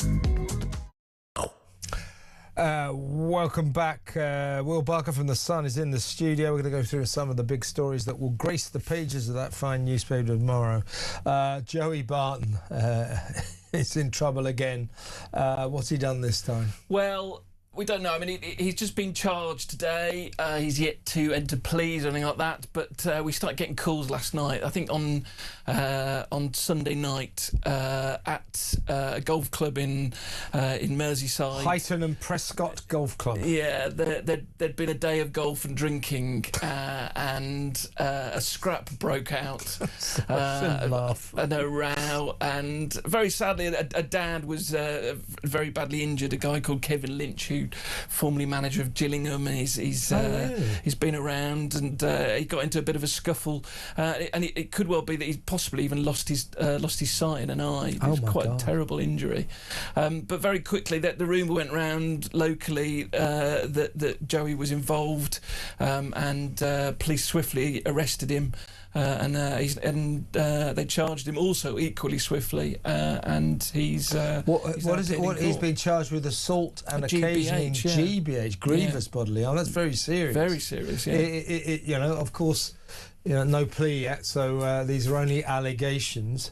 But the prosecution is saying that this poor guy Kevin Lynch was punched and kicked to the head and body, stamped on, and somebody shouted at him that he should have behaved, was taken to hospital for assessment of serious injuries to his face and body, and he remains in a serious but stable condition. So we must be careful here. Joey Barton has not been found guilty of this. He's only been charged with it. We don't know what he's pleading yet, but he's in trouble again, isn't he? Yet again. What is it with this guy? I don't know. I mean, also then today he had this libel case against Eni Aluko, which he then had to pay up. I think it's about 300 grand for that as well for days. Yeah, that's right. Bad day for Joey. He just lives in court, that guy. He really does. Right, let's enter the Dragon now. Young men and women join the Navy to see the world, but seems that if you join the Navy and you get stationed onto HMS Dragon, you get to see Portsmouth Harbour. For the last 8 days, it's been there preparing to go on this voyage to Cyprus, but it has finally left. It began its journey at 4 o'clock because we watched it live, finally limping out of Portsmouth Harbour. Finally the Navy has joined the war, just as Trump's saying it's pretty much all done. Mind you, good luck with that. Yeah, exactly. Yeah, well, it remains to be seen, but yeah, it's now finally gone. I mean, it sounds like the Navy are carrying out quite a Herculean effort, because they were literally just dropped in on this, and it turns out they had to do 6 weeks worth of repairs, which they carried out in 6 days. Well, I mean, goodness knows why they chose this boat, because it didn't sound like it's seaworthy, but they've managed to turn it around, got it out, and there was a sort of the usual scene on the dockside, everybody waving it off today, and it's going to take another 7 days or whatever to get there, and so it will arrive something like 15 to 16 days after the Prime Minister first dispatched it to protect British citizens on the island of Cyprus in the Mediterranean. Pretty pathetic. It is. It's a shame for our great Navy, but there we go. It'll get there in the end. All woke and no play. What's that all about? Well, it's a housing association, and their health chiefs deemed that, incredibly, there's a playground in an estate in Wallerton in Nottinghamshire, where bizarrely, when it rained, the slides got too slippy. What? Which you'd kind of think that kind of comes with the territory. So the health chiefs deemed that they should get rid of this playground because of the worries over the rain. But then they decided not to replace it. So the residents are kind of miffed, really, because they had a great playground where the kids used to love playing in, and now they've got nothing but just a big mound of mud. I mean, it's good. It's good that with children's playgrounds now they put a lot of store by safety. But you know, I remember when I was a kid. Yeah, all right, long time ago, I know. But you know, children's playgrounds were like war zones, very dangerous, full of like rough edges and concrete and swings, nails sticking out. I've still got a nightmare about the time when, you know, those swings that kid. One that just came back and smashed me straight in the eye. I was in hospital within about 10 minutes after that. So yes, Cheltenham has roared into action. Yes, so Cheltenham's all begun. It's a big deal for the Sun. I'm not miffed at all, but it seems like half the newsroom are going tomorrow. Sean Custis was just in here. He's going on Thursday. Yeah, of course. They're all going, apart from me. I'm holding the fort. But... Well, so it'll be a slimmed down Sun day after tomorrow. Yeah. But no, we sponsored a race today, the Sun Plate, and our punter Templegate managed to get 3 or 4 of the 7 winners, I think. So did he? He's pretty cock a hoop. But 57,000 there, and it's a huge seller for us. So yeah. So Templegate, have a look at Templegate. It sounds like he's literally on the money at Cheltenham. How long does it go until Friday? Friday, Gold Cup on Friday. 4 day, Gold Cup on Friday. Will Barker, Deputy Editor of News at the Sun. Brilliant stuff. Thank you so much. Let's go to break, folks, and the rest of the show is all for you. We're going to take your calls. 03444 991,000. I don't know if we've got any WhatsApp voice notes, but if we have, I will play them out, and also I'll read some of the messages that you've been kind enough to send me. So all that's still to come. Stick around.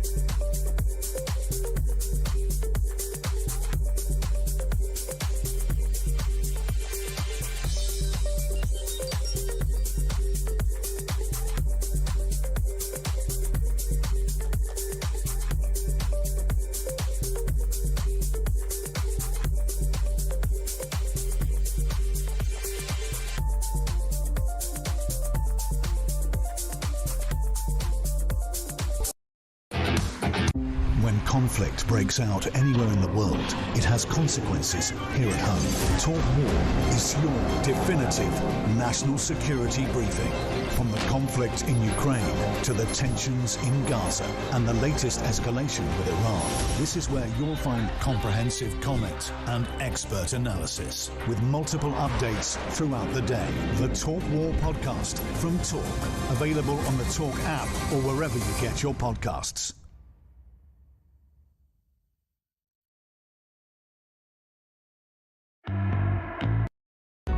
Across the UK, on DAB+, on your smart speaker, on your smart TV, and on your side. This is Talk. Welcome back. Going to play some voice notes in just a second. There's a couple of notes, messages I've been sent. This is Andrea.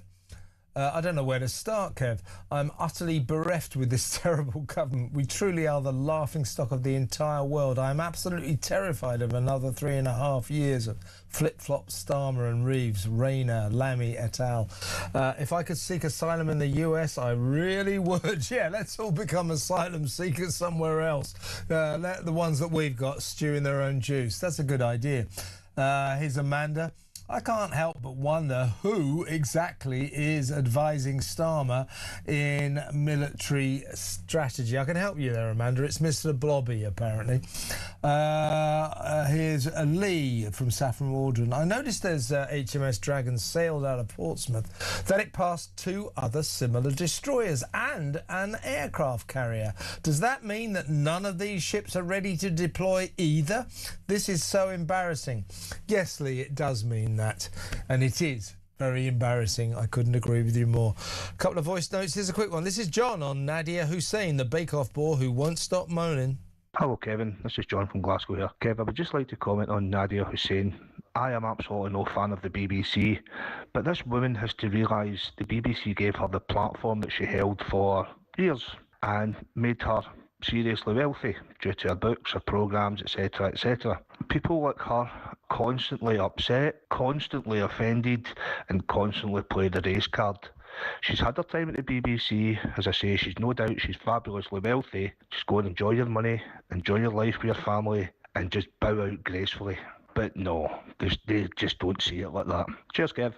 Totally agree with you, John. Nice voice note, that. Yeah, she should just shut up and bow out. You know, it didn't work out, Nadia. It's nothing to do with you being a Muslim or a woman of colour. It really, really isn't. It's to do with you not being awfully good, being a dreary presenter with Dullsville recipes. End of, and not getting any ratings. You got kicked out the way everybody gets kicked out of telly. If you don't bring in the numbers, you don't get to stay. That's the golden rule of television. I know this. Right, here is Tom on Islamophobia and the new laws. Hi Kev, it's Tom from South Wales here. In regards to these backdoor blasphemy laws, my theory would be simple. If your religion or belief cannot hold up to criticism, then maybe it doesn't have a very good moral finding to start with. Cheers, Kev. Bye. Yeah, good point, Tom. All religions should make themselves available for criticism. I mean, you know, most religions laugh at themselves, especially Jews, Christians really laugh at themselves. And that's healthy. But Muslims do take themselves terribly, terribly seriously and get very worked up about satire, irony, and so on and so forth. So, yeah, there's a problem there. Right, let's go to the phones. Let's talk to Anne in Sussex. Hello, Anne. Hello to you. You know what's happened. Your name just went out of my head. Isn't that shameful? It's Kevin. Listening to you, Kevin, so often. Kevin, it's not only the rest of the world that are laughing at us. The British people are being laughed at by this Labour government and the Greens. I think you're right. They know what they're doing. They're working together, which is to destroy this country. They do not like the Jews, Jewish people. They do not like Christians. And they're bringing in this law, so nobody can say anything. And if you look at our cities, they have crammed our cities full of people who, some are really wonderful, but a lot are people who will believe what is being said and do not support the British nation or don't have any feelings of, identity with our country. And I think it is disgraceful.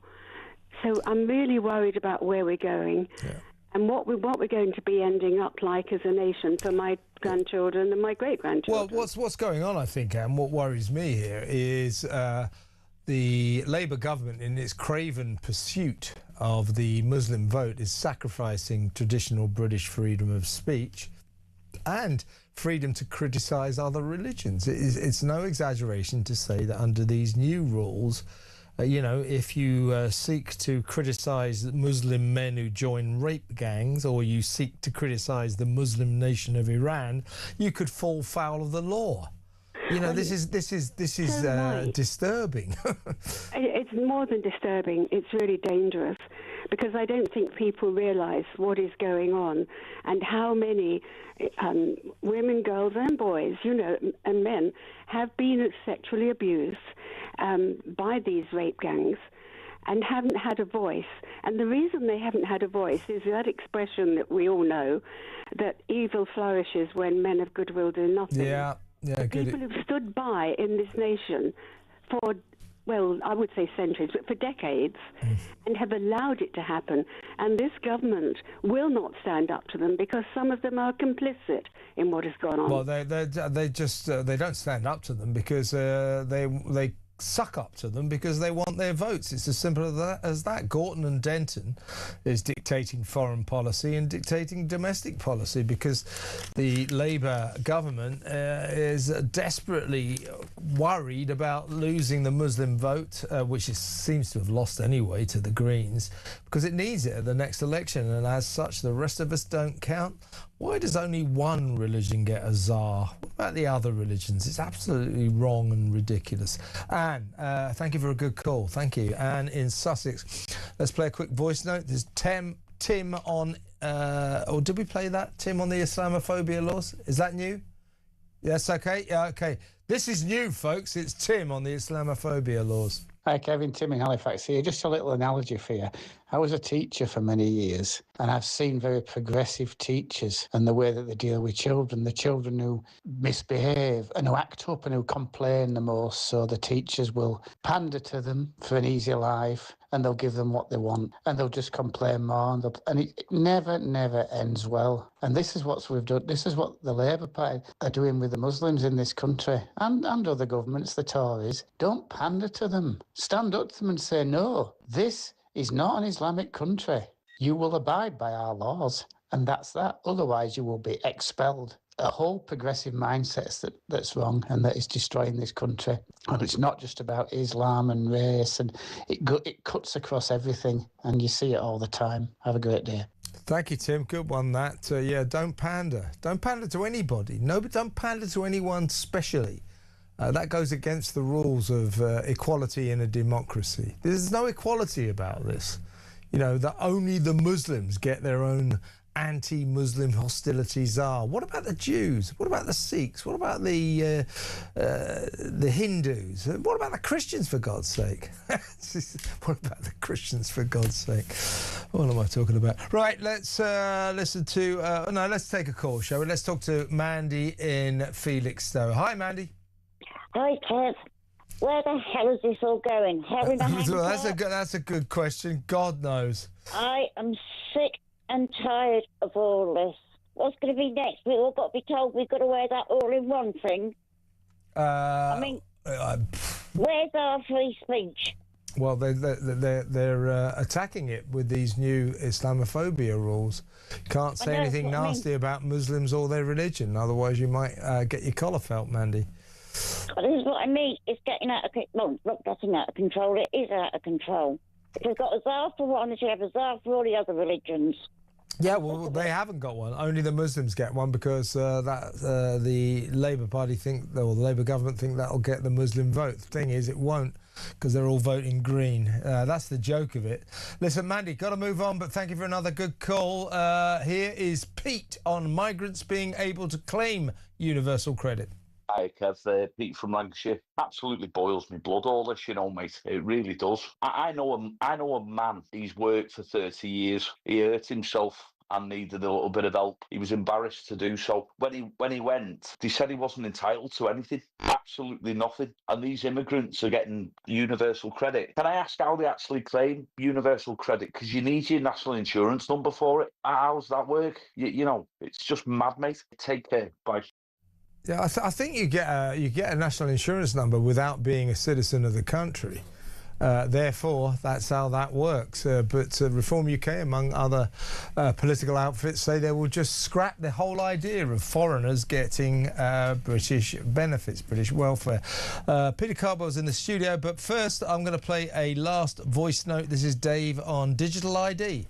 Hi Kevin, Dave, Oxford, great show, love the passion. The only people who actually need or should have this digital ID are the people who tend not to have any ID taken. That's illegal migrants coming into this country, pouring in by the day. They're not even allowed their phones checked. They should be the people, the only people in fact, that get the digital ID. If you're a British citizen, you don't need one. Only people who are here, supposedly on work visas, who are claiming benefits by the sound of it, 1 in 4, should have it. I don't want it, nobody wants it, so I agree with you. Illegal immigrants, foreigners, they should have a digital ID. British citizens should not have one. Well said, Dave. And Peter Carbow's in the studio. How you doing, Pete? Hello, sir. Stop playing with your phone and pay attention. I was messaging the producer about the first clip we're going to use. Actually, that's about what Donald Trump has said and some of the mixed messages that are coming out, not just from the White House, Pete Hegseth saying it's only just started, Trump saying actually it's ending, but also from Reform UK. What are they